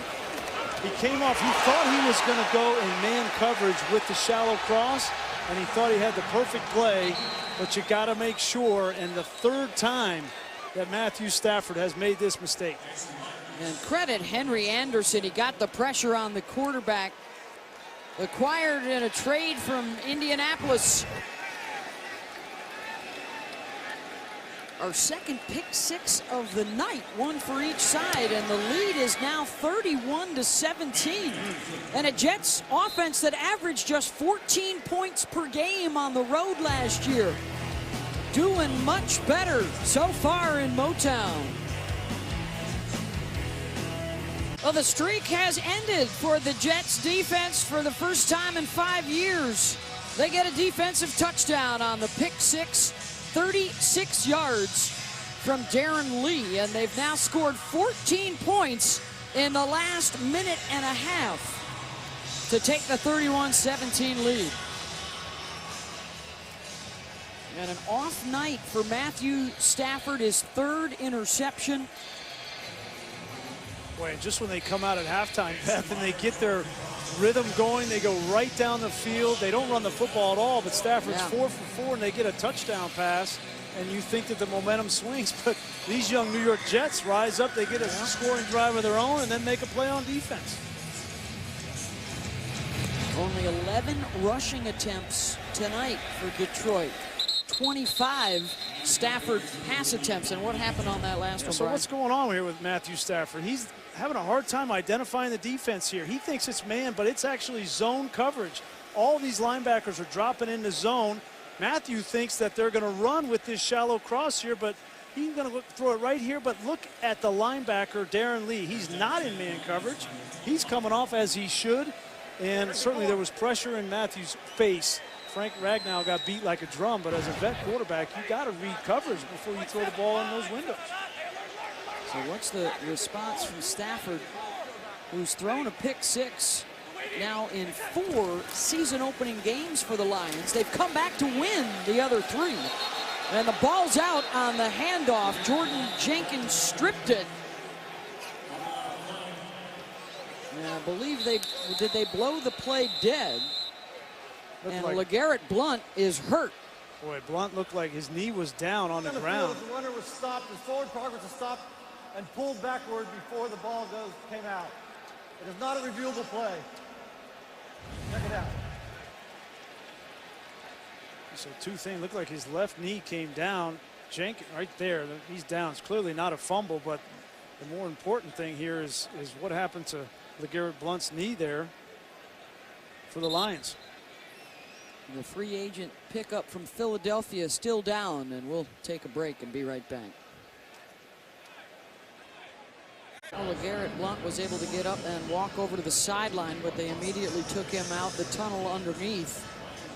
4 carries, -3 yards rushing. They just have not been able to establish the run game tonight. Only 28 yards on the ground. After trying to make so many improvements, including bringing in Blount and focusing on that in the run game, or in the draft, Stafford hit as he releases. Then the pass is incomplete. And that was Henry Anderson again making a play. And Stafford stays down. Boy, he got hit from the front and the back at the same time. And at a minimum, he's lost all of his air. You just hope it's not worse than that. You take a shot like that in the ribs and you start to worry.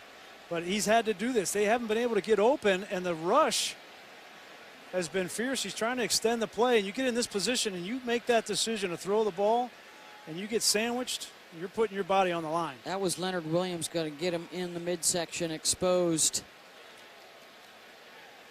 And a clean hit from both guys, Anderson and Williams.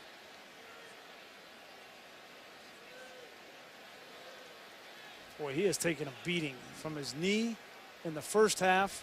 He's taken a couple of these big shots. That helmet. Boy, right, are they going to look at a helmet rule infraction right there? With the lowering of the head by Leonard Williams.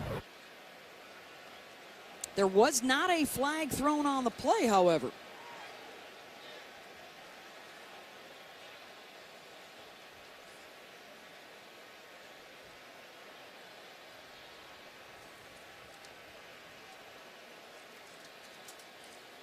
The new rule, of course, in the NFL, if you lower your head to initiate contact with an opponent, it's a foul.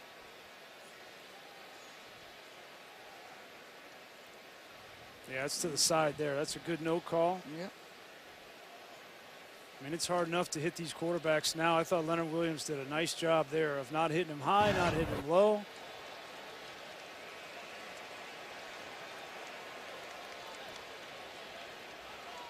Gotta get Matt Castle ready to go. Yep. It's one tough dude there.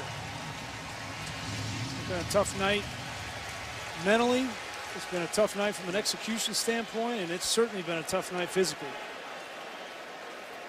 So it's Matt Castle now who beat out Jake Rudock in the preseason for the backup job. The free agent from Tennessee in his 14th year out of USC. This is the 5th team he's played on, including a Super Bowl team in New England. And he is now set to play in his 105th career game.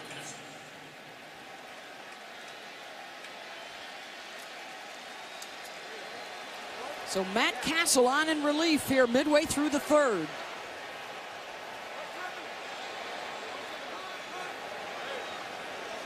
Comes into a tough situation here, 3rd and 9. And there's no safety in the middle of the field. The Jets are looking to heat him up. And here they come. Incomplete on the throw. Buster screen at the coverage on Golden Tate, and it's 4th down. Yeah, there's no shot here. Casey Rogers, defensive coordinator for the New York Jets. He's playing downhill right now. He can dial up any pressure he wants, challenge this offensive line of the Lions, and with a new quarterback in the game and Matt Castle on 3rd and long, it's an ideal scenario. Andre Roberts has been good on the punt return team tonight. Helped set up their first touchdown. He's back at his own 25.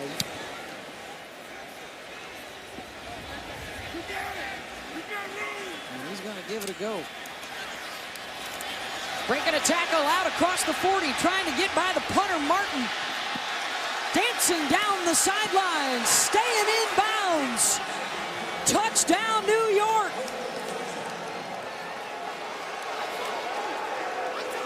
Andre Roberts with the punt return for 6.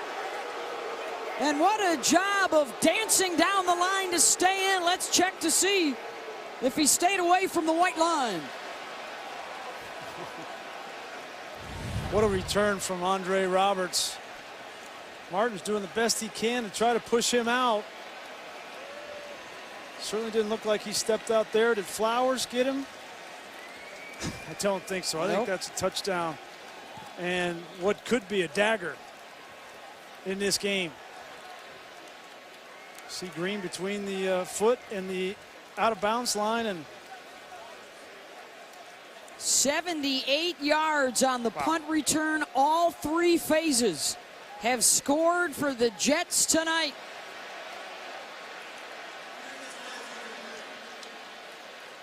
And this crowd here in Detroit has gone silent.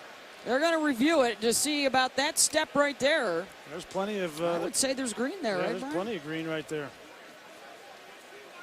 Great job by our officials. Boy, so much anticipation for these Lions fans coming into this season, and it could not have gone any worse. 20-point Jets lead. After reviewing the play, the ruling on the field is confirmed. Touchdown. 21 points in 2 minutes and 36 seconds for the Jets. Andre Roberts, 78 yards on the punt return. When we thought coming into this football game that the immature team would be the New York Jets with so many changes, so many new players, and that the veterans on this Lions team would be more mature, but it's been the opposite, and the wheels have come off for the Detroit Lions. Myers' extra point is good, and we're still not sure if we're going to see Matthew Stafford again. He was knocked out of the game with an injury. He did get up and walk off the field, replaced by Matt Castle for 1 play. Well, we've talked about this new regime in Detroit. Matt Patricia comes in and wants to instill a new culture and wants to pay attention to the details, wants to bring the Patriot way to Detroit, right? And it's been about training camp. They've been conditioning and running after practice. He's been on these guys day in and day out, and it has not come to fruition here in this first game. Let's check in with Laura. Well, Beth, you're wondering about Matthew Stafford's condition right now. He did throw the football about 4 or 5 times on the sideline, and he looked over and said, "I'm good." All right, Stafford, there he is. Laura, thank you, with his helmet on. Set to return to the game. That's a challenge right there. That's a head coach that's challenging his offensive line. And again, trying to help Stafford with the run game this year. Not so far here in the opener, just 28 yards on the ground. And now, of course, may not be able to establish it at this point, down big. You can't blame it on a run game. I mean, it's been the whole team. I mean, it's been every facet of this Lions team, and Matt has not played a good game. He hasn't seen the field well. He's thrown 3 interceptions, which are all on him. So I'm not going to sit here and say that it's all on the run game. He hasn't been protected as well as he should have by this offensive line, but it's been a breakdown of the entire unit. As well as 3 punt returns for 137 yards and a touchdown for New York. 7 minutes to go here in the third. Incomplete. Looking for Golden Tate, who couldn't hold it. But he's been taking some hits. Yeah, look at these physical hits. This first one, his left knee buckles when Taylor Decker kicks him. And he's taking some big shots consistently. This is the biggest one, the helmet right in the sternum from Leonard Williams. And that will take your breath away in more ways than one.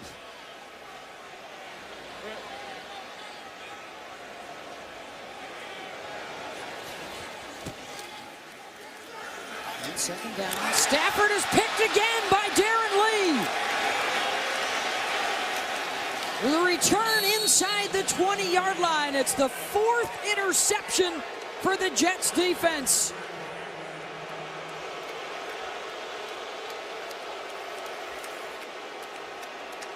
And the boos get louder here at Ford Field. Here's Darren Lee. He's going to try to force it. You're down 21 points, Beth. He's trying to force the issue here. Darren Lee knows it. He has no reason not to drop. There's no threat of run, and you know they got to throw the football. And as a quarterback, you have a decision to make there. You try to force the ball down the field. Matt Stafford came back out and wanted to make a play, and that's well defensed by Darren Lee in this Jets defense. Darren Lee with a pair of picks tonight. It's the 5th career game for Stafford with 4 interceptions.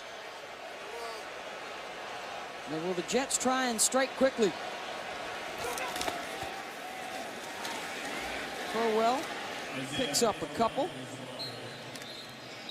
I understand these fans. These fans are upset, and they wanted to see something different. You get a new coach that comes from a place like New England. You want to see a new product on the field.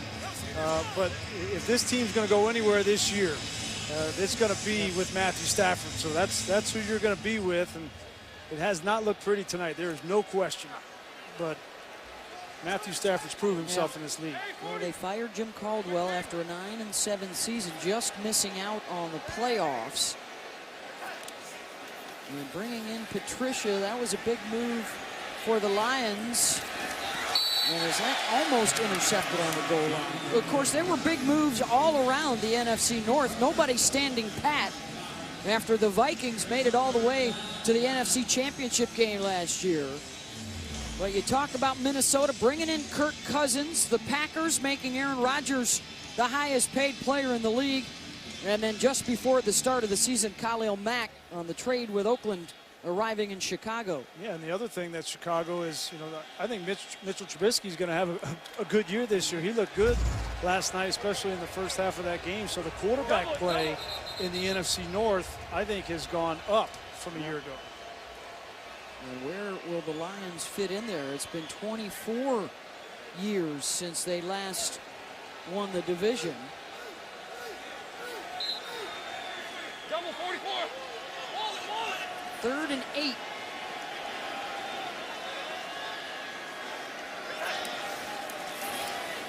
Keep it on the ground. Shifty move by Crowell to get it down to the 14-yard line, and it's going to be 4th down. Eli Harold with the tackle. That's a smart play by the Jets there. Todd Bowles, probably a call that comes from the head coach to say, listen, we're up 21 points. We're in field goal range. Let's not try to take any risk there. Run the football and make this field goal and go up by 24. And Todd Bowles, the changes he has made with the new offensive coordinator, giving Casey Rogers the opportunity to call plays. Of course, it was a tough moment in the offseason when he lost one of his dear friends, Tony Sperano, who he was with on a couple of staffs after Tony unexpectedly passed away over the summer. One of the guys that has had an impact on his life when you think about it, playing for Joe Gibbs alongside Doug Williams, a guy who talked Todd into getting into coaching and gave him an opportunity early on. He got an extension at the end of last year, and there's no question that this Jets organization, Mike Maccagnan, they are on the same page, that this has been a rebuild for them. They're in year 2 of that rebuild. They've made some moves. Muhammad Wilkerson, let go to save some money. And I was talking with Brian Heimerdinger, their vice president, on the field before the game. They're going to have about $98 million in cap space next year. So the fact that they didn't end up with Kirk Cousins and have to pay him $90 million guaranteed, bad, right? like sometimes it's better to be lucky than good. He decides to go to Minnesota. They get a guy by the name of Sam Darnold on a 4-year deal for $30 million instead, so they can use that money in other places. Yeah, they went after both Cousins and Mack, according to news reports.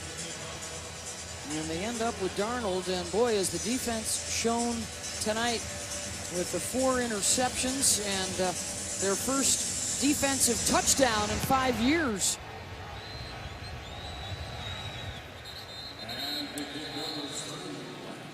It's been a struggle for Matthew Stafford so far, Brian. Certainly had. Not the way he wanted to start his 2018 season. Been physical. He's tried to make some plays. A couple times these interceptions have been trying to force the ball down the field. And then the two that you see right here, that last one, this one, just misreads from zone versus man. Certainly now, one of the toughest things you have to do as a quarterback in the NFL is go back out there after you've thrown 4 interceptions. You've been hit hard twice, and you're down 24 points in the first game of the season. People are booing you at home. Theo Riddick. It's not an easy road for them. They have the early bye week, week 6 this year, but before they get to that, road trips to San Francisco and Dallas, and their next 2 home games, Tom Brady and Aaron Rodgers. I know one thing. I bet the house on Matt Stafford's going to play a lot better than he did tonight in those games. Stafford gets the first down throw and a gain of 7 to Levine Toilolo. Free agent pickup from Atlanta.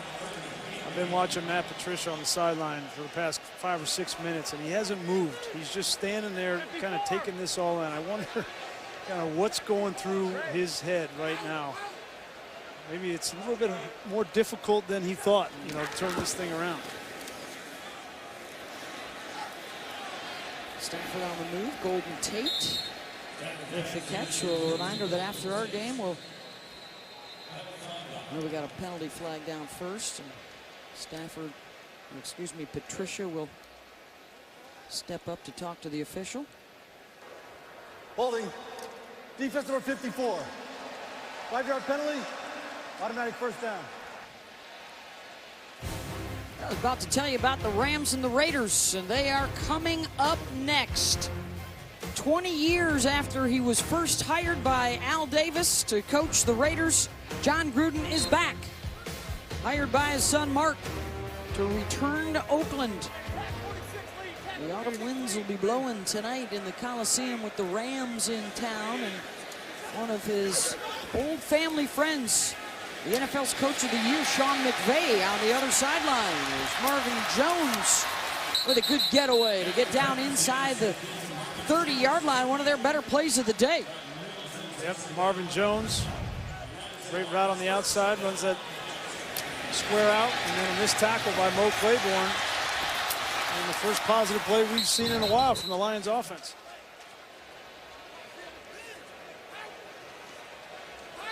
Three and a half to go here in the third.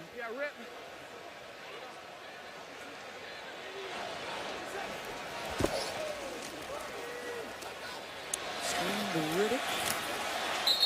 What are your thoughts, Brian, on what to expect from John Gruden in that Oakland offense this year? Yeah, you know, 2008, I was in Tampa with John and with Sean McVay, and had a chance to get to know those guys really well. I can tell you this, there's nobody in the world more happy and excited than that man right there. That's pregame tonight. He belongs on the sideline. He can't wait.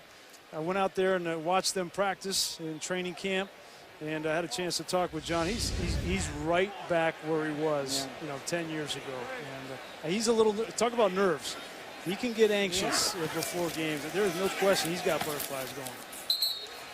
It was when they honored him in Tampa, right? Last year when they put his name up in the Ring of Honor and all the former players came around, that he tells the story. That's when he realized he knew it was time to come back. It's funny, when you just put him down on the middle of the field and all those memories come back, and you see the players up close and personal, and he remembers those relationships, and it'll be fascinating to watch. Derek Carr certainly has been the beneficiary of having him in town.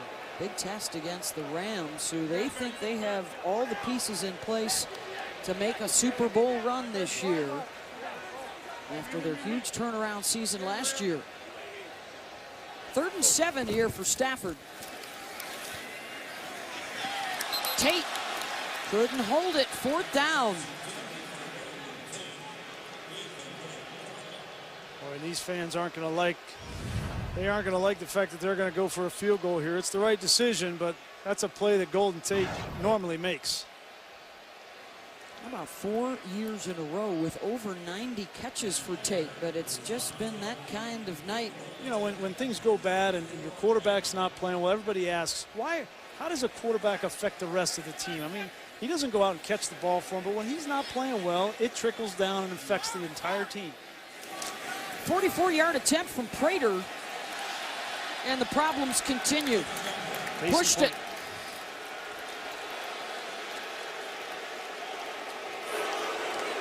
And that man is saying, what is going on? This might be a little bit more difficult than I thought it was going to be to turn this around. And you only get one chance to make a first impression. Surrender Cobra's up early with 1:46 still to go. I'm glad I'm not going to be practicing for the Lions this week. Oh, boy. Well, here's the positive. When you talk about Matt Patricia, and of course he's always got the pencil right behind his ear. He's always writing things down, always looking for ways to improve. There will be plenty of notes to jot down watching this tape. Well, the challenge for him will be, this game was not about the details. This game was about a complete breakdown of the team. And so, you know, you come in and the first thing you do as a coach in a new place is you assess the culture of the place that you have and try to get the right pieces in place. And they've had all off season and all training camp to get the right 53 guys on the team. And when the guy that you had the most trust in, the most faith in to play well, and Matthew Stafford doesn't, then you got a real problem.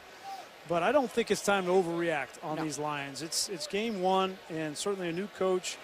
Things didn't gel tonight, but they'll rebound from this. Now hands it off to Crowell. The burst across midfield.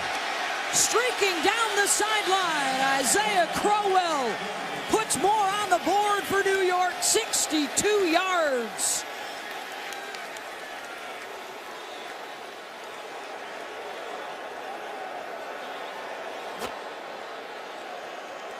We talked about this offensive line coming off. Winters gets one block. He gets shelled to the second level. And Isaiah Crowell, that's what they wanted when they signed him from the Cleveland Browns. Speed to the edge. Talk about a big play night for the Jets. That is their third score of over 40 yards. A 62-yard run, a 78-yard punt return, the 41-yard touchdown pass from Darnold to Anderson, and the shake of the head for Patricia.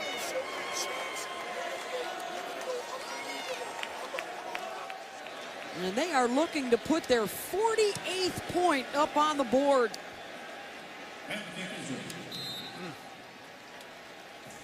A 31-point third quarter for the Jets. And they're doing it with every phase. Offense, defense, special teams, on the ground, through the air. Well, you come into this game, and did anybody think that the New York Jets would have an explosion like this, especially on the road, starting a rookie quarterback? And as you mentioned, it has not just been, you know, one phase. It's been Andre Roberts with two great punt returns, one for a touchdown, but one that also set them up in great field position, led to a touchdown drive. Darnold has been solid, and now the run game in the second half with Crowell and Bilal Powell has come to life. More points tonight than any game they played a year ago. And yes, it's been everybody involved, but you referenced it a moment ago. When your quarterback's playing well and you have the confidence that your team is now whole, boy, that can change your whole mindset. Well, think about the Jets the last several years, last 5 or 6 years. They have had no answer at the quarterback position. They've continued to have a revolving door at that position, and that has filtered down to the entire team. And you add one guy that's a charismatic guy in Sam Darnold that the players have clearly bought into and trust, and you see this team playing with confidence here in the first game on the road.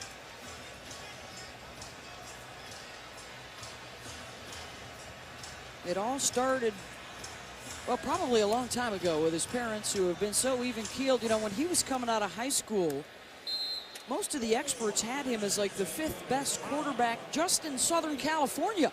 He had to fight to win the job at USC and work his way up the draft board to number 3 for the Jets.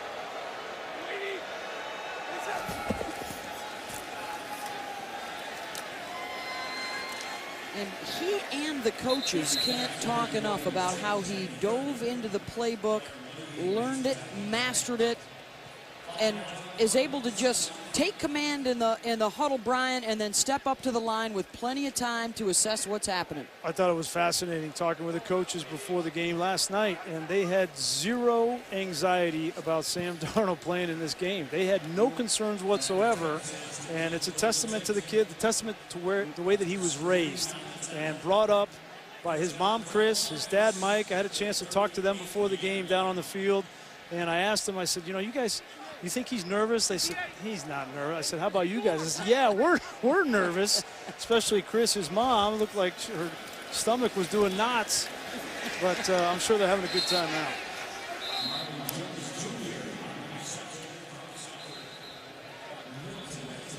End of the 3rd quarter here at Ford Field. Not the way the Lions faithful hoped this one would go.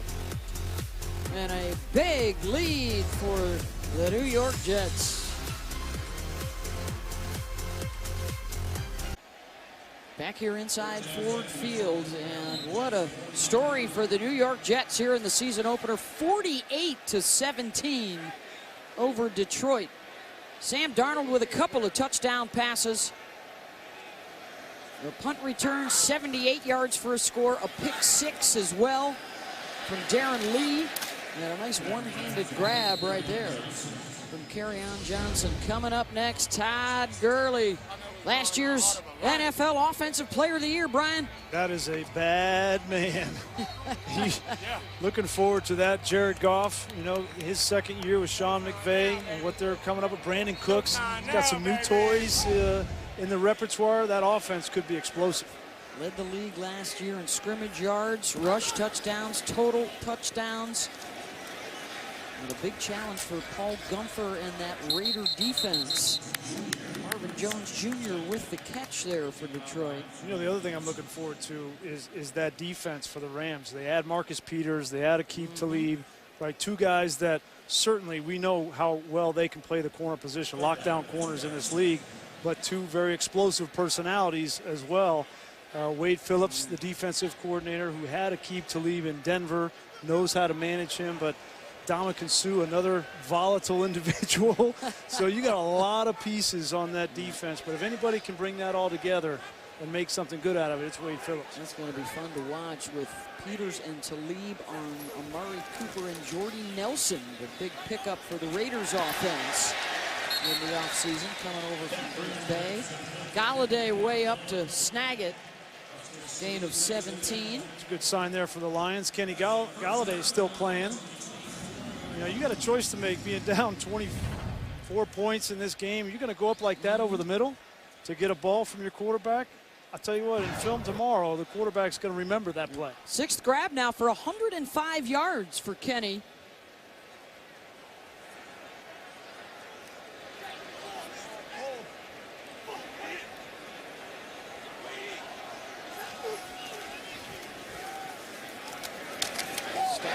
To T.J. Jones, thrashed by Avery Williamson.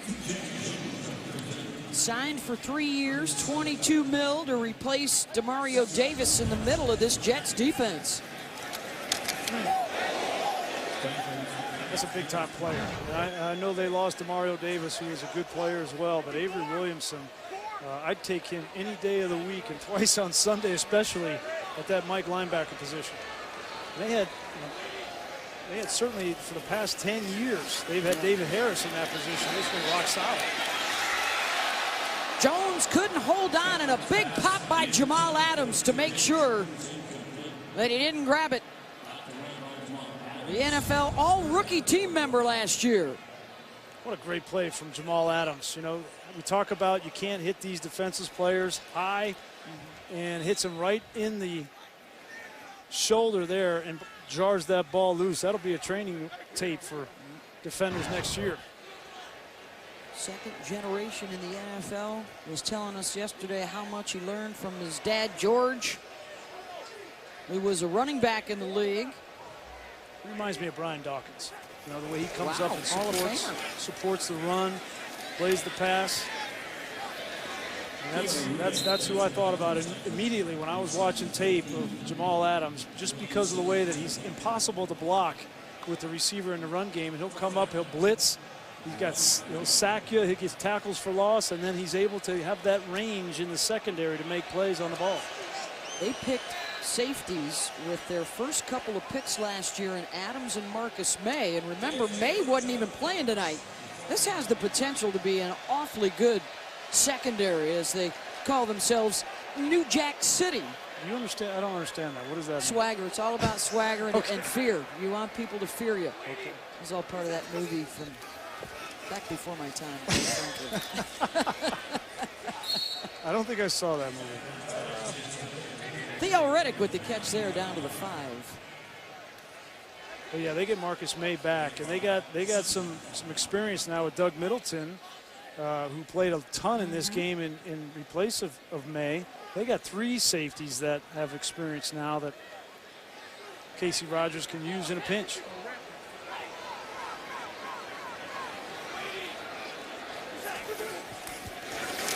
Stafford on 2nd and 5, batted down.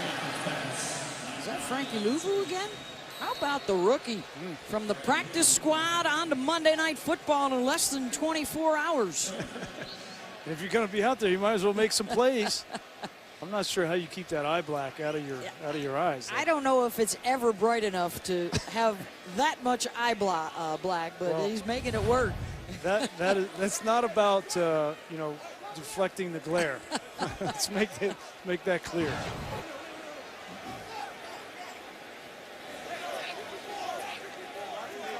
Lions trying to turn something positive out of this 4th quarter tonight. Stafford incomplete. This game was tied at 17 when the Lions scored on their first possession of the 3rd quarter. And since then, all Jets with 24 unanswered points.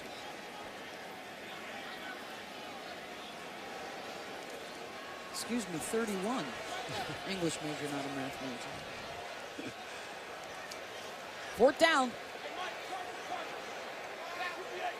Go 5-4. Go 5-4. Go 5-4. Hey, slide to you, Leo.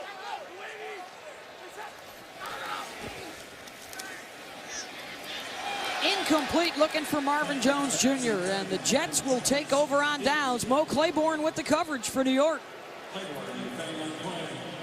I think that might be the last play of the night for Matthew Stafford. Been a rough go.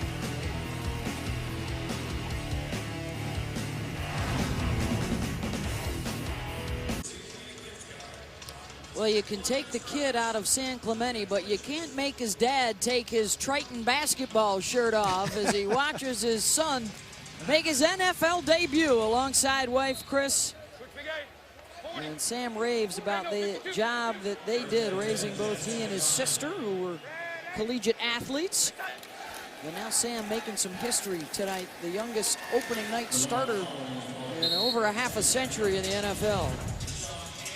Started with the pregame hug. Yeah, this was great. I was standing down there and I was talking with his dad and his mom. Could not be better people. Certainly they raised him the right way. One of the more grounded individuals that I've seen come out of college in a long time. And you can see with his interactions with people that he doesn't take himself too seriously. He doesn't buy into the hype of being the highest drafted quarterback since Joe Namath, Yep. and being in New York. I think it's apropos that he's in the Big Apple, right? And that his demeanor is going to be what the New Yorkers get used to over the next however many years he plays. Yep. I think he has the perfect mindset and attitude for that place. And he also has the perfect mentor, because after he left mom and dad, they said, here, Josh McCown, he's all yours. Take him.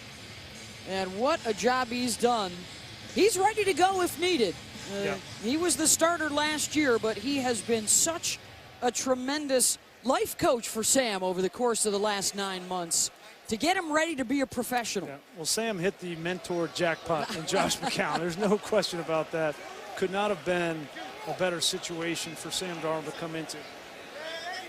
In his 16th season, in camp with 10 different teams, he's played for 8 different teams, including here in Detroit in 2006. This has been them, by the way, the entire preseason attached it to him. Yep, there's no question. And why wouldn't you? Sam's a smart guy and says, listen, this guy's in it not for him, but he's in it for us. And that doesn't happen very often, especially in today's NFL, where you see guys like Ben Roethlisberger, right, that are miffed about a Mason Rudolph selection. But Josh McCown has handled it as good as anybody in the history of the NFL could have handled this situation. And Josh McCown deserved to be the starting quarterback based on what he did for this franchise a year ago. But he didn't get in the way. Darnold is quick to thank both Teddy Bridgewater, who was here in the preseason, then got traded to New Orleans, as well as Davis Webb, who was just picked up. He's on the practice squad from the Giants and has only been around a week or so. Just the 3rd punt of the night for Lachlan Edwards. He hadn't been very busy this evening. That's because his teammates have been doing some work at a 48-17 lead.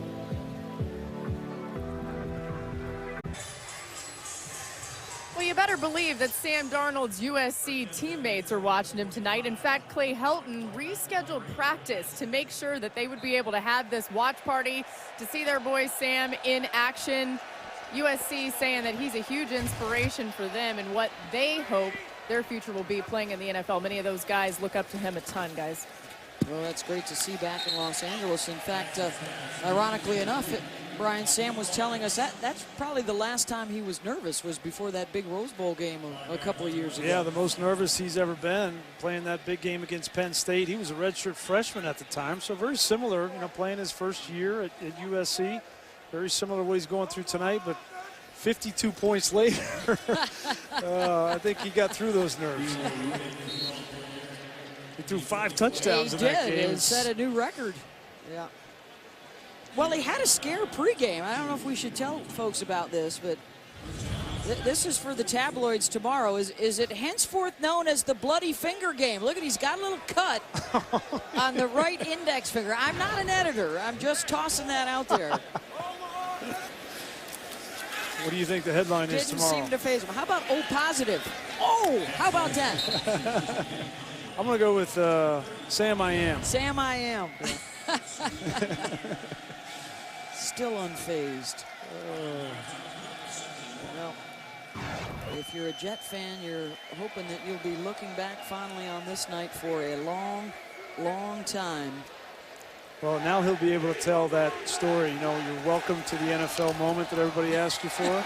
Well, his welcome to the NFL moment, he can say with pride that he threw an interception return for a touchdown on his first pass, but that he then came back to beat, the Detroit Lions on the road 48-17.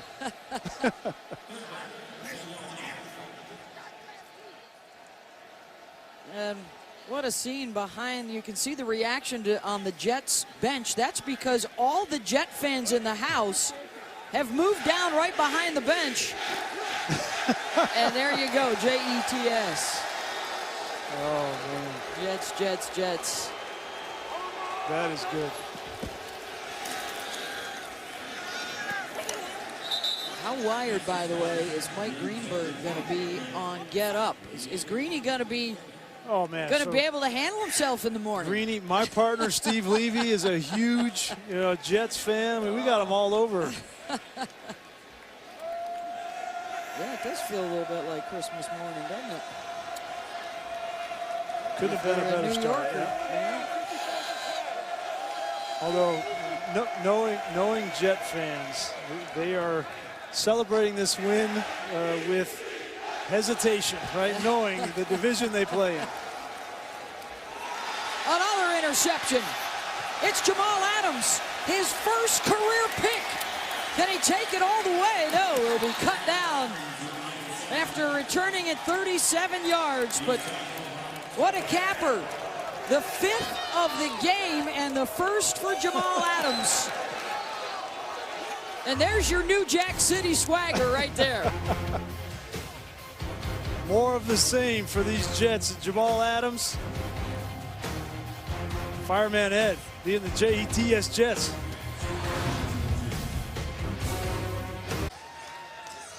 Oh, Gotham City moving in down behind that Jets bench as it stands right now.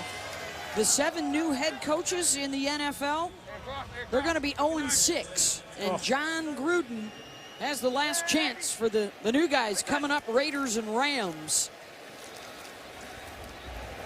And not only is that set to follow us, but we're going to get you out there a little early so you can enjoy the flavor in the Oakland Coliseum. It's the Rams and the Raiders with Joe Tessitore and the gang, and we will be moving over to ESPN2.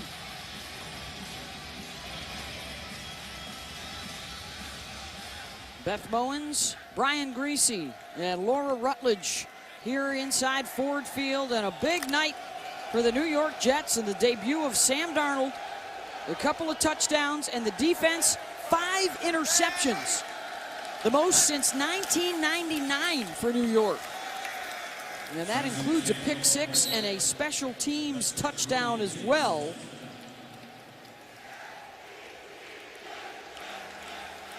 They have done it in all facets tonight. You know, this offense, certainly wondering what this offense is going to look like with a new offensive coordinator, new quarterback, some new pieces up front on the offensive line, and it's been solid.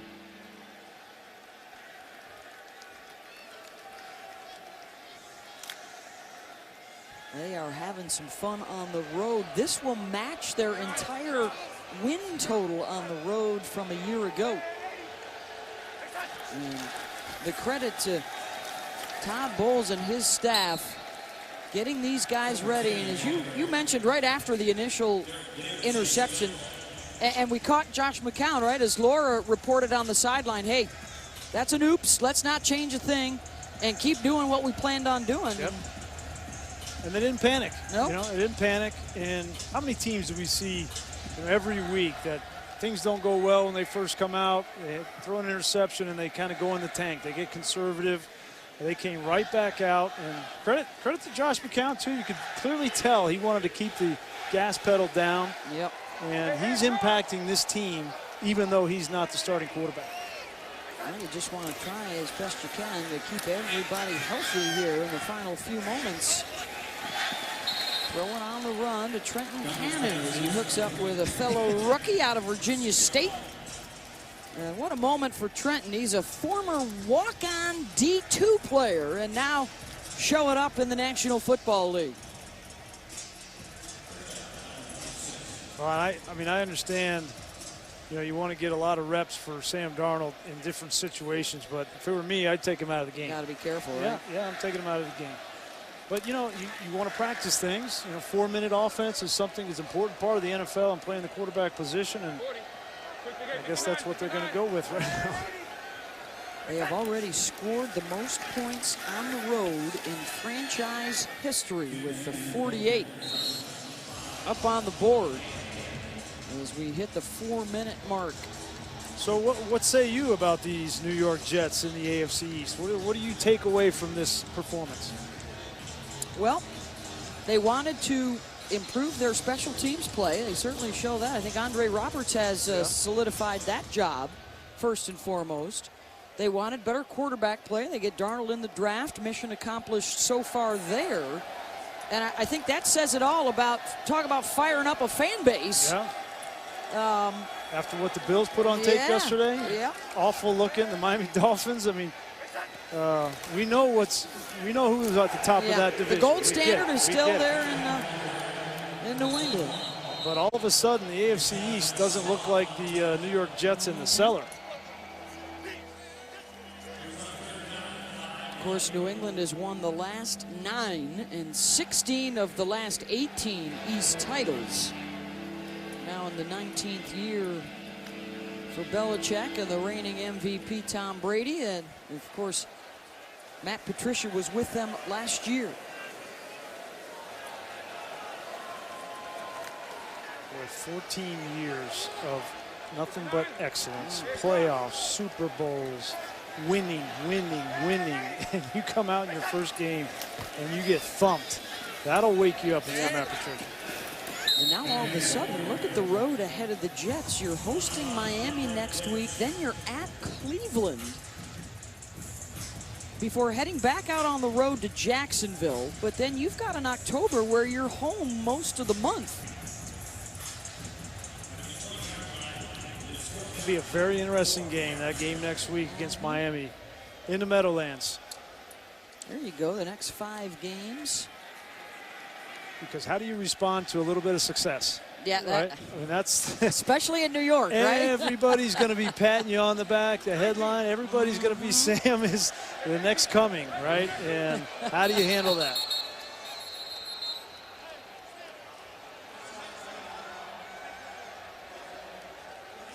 And I think you still need to understand that this is a rebuild, right? Like, this is the second year of a complete overhaul of this roster.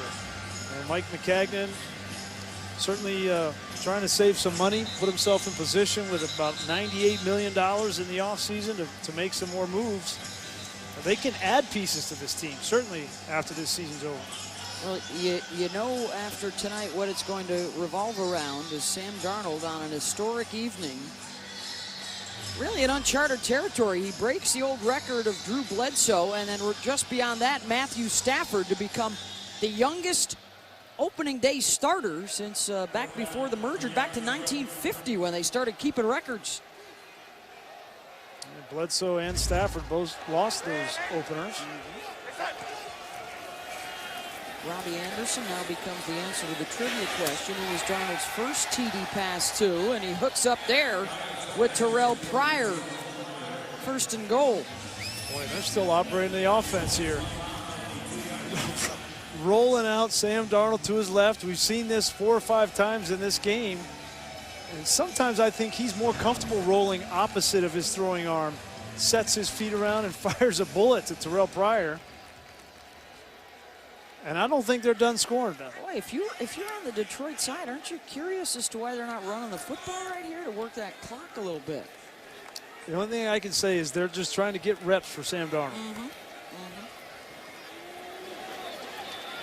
You don't think it possibly could be. Now they will go into victory formation here. I thought you were going to say that they had some memories No. from a certain guy on the other sideline.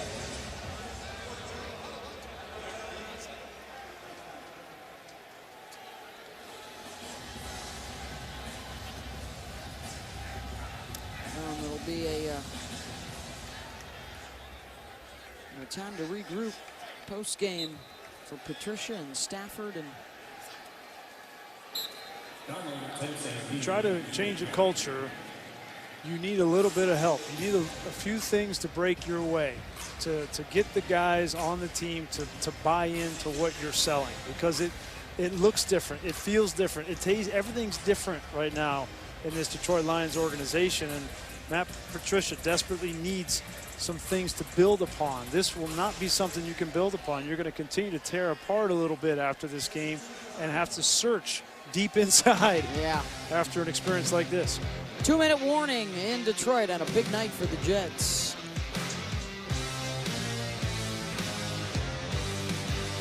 Debut on Monday Night Football for new Lions head coach Matt Patricia. And it started out with high hopes. And they jumped out to the early lead, and then things went south. There's been a lot of coaching and a lot of back-patting to try and keep everybody up. And then things really went awry in that 31-point third quarter for the Jets. And Matt Patricia's got a decision to make pretty quickly overnight here. And you come into the meeting room tomorrow, and what's the message? Or you go into this locker room right now, and what's the message? You got one or two choices. Do you jump down the throat, or do you love them up a little bit and say, listen, this is not who we are, and this is not what we represent. We're going to look at this together.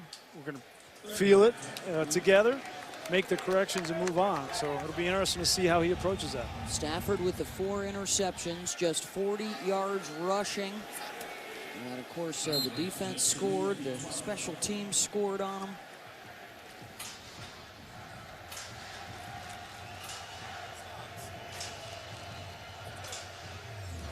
And so with the new head coaches this season, oh boy, all those guys in yellow lost in their openers this weekend. So John Gruden, the last one standing, as they take on the Rams tonight on ESPN.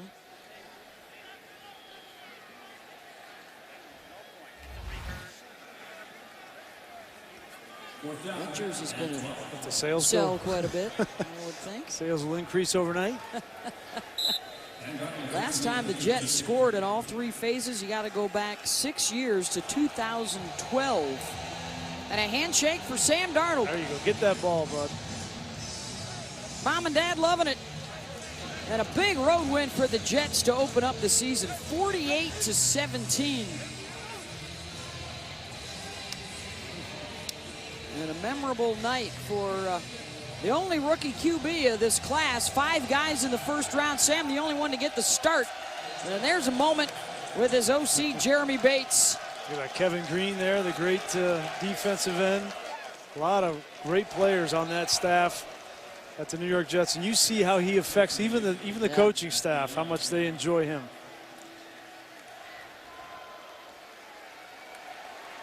And that'll do it. Final play of the night from Ford Field. Sam Darnold with a couple of touchdown throws. Isaiah Crowell, his first score as a New York Jet, as the coaches embrace at midfield.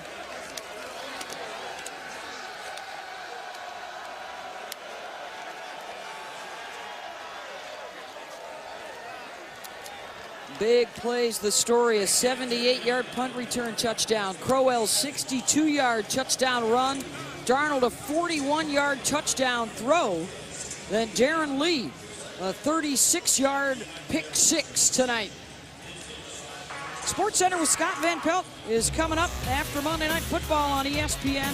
Scott will go inside Sam Darnold's start, plus a take on week 1 around the league, and that includes John Gruden's return to the Raiders, and also the worst beats of the weekend at Sports Center with SVP at 1:30 Eastern, 10:30 Pacific on ESPN and the ESPN app. Our great crew here tonight, our producer Tim Corrigan, our director Mike Schwab, Brian Greasy, and Laura Rutledge with us. I'm Beth Mowins. Thanks so much for joining us from Ford Field. The debut of Darnold is a good one for the Jets, 48-17. More football over on ESPN with the Rams and the Raiders.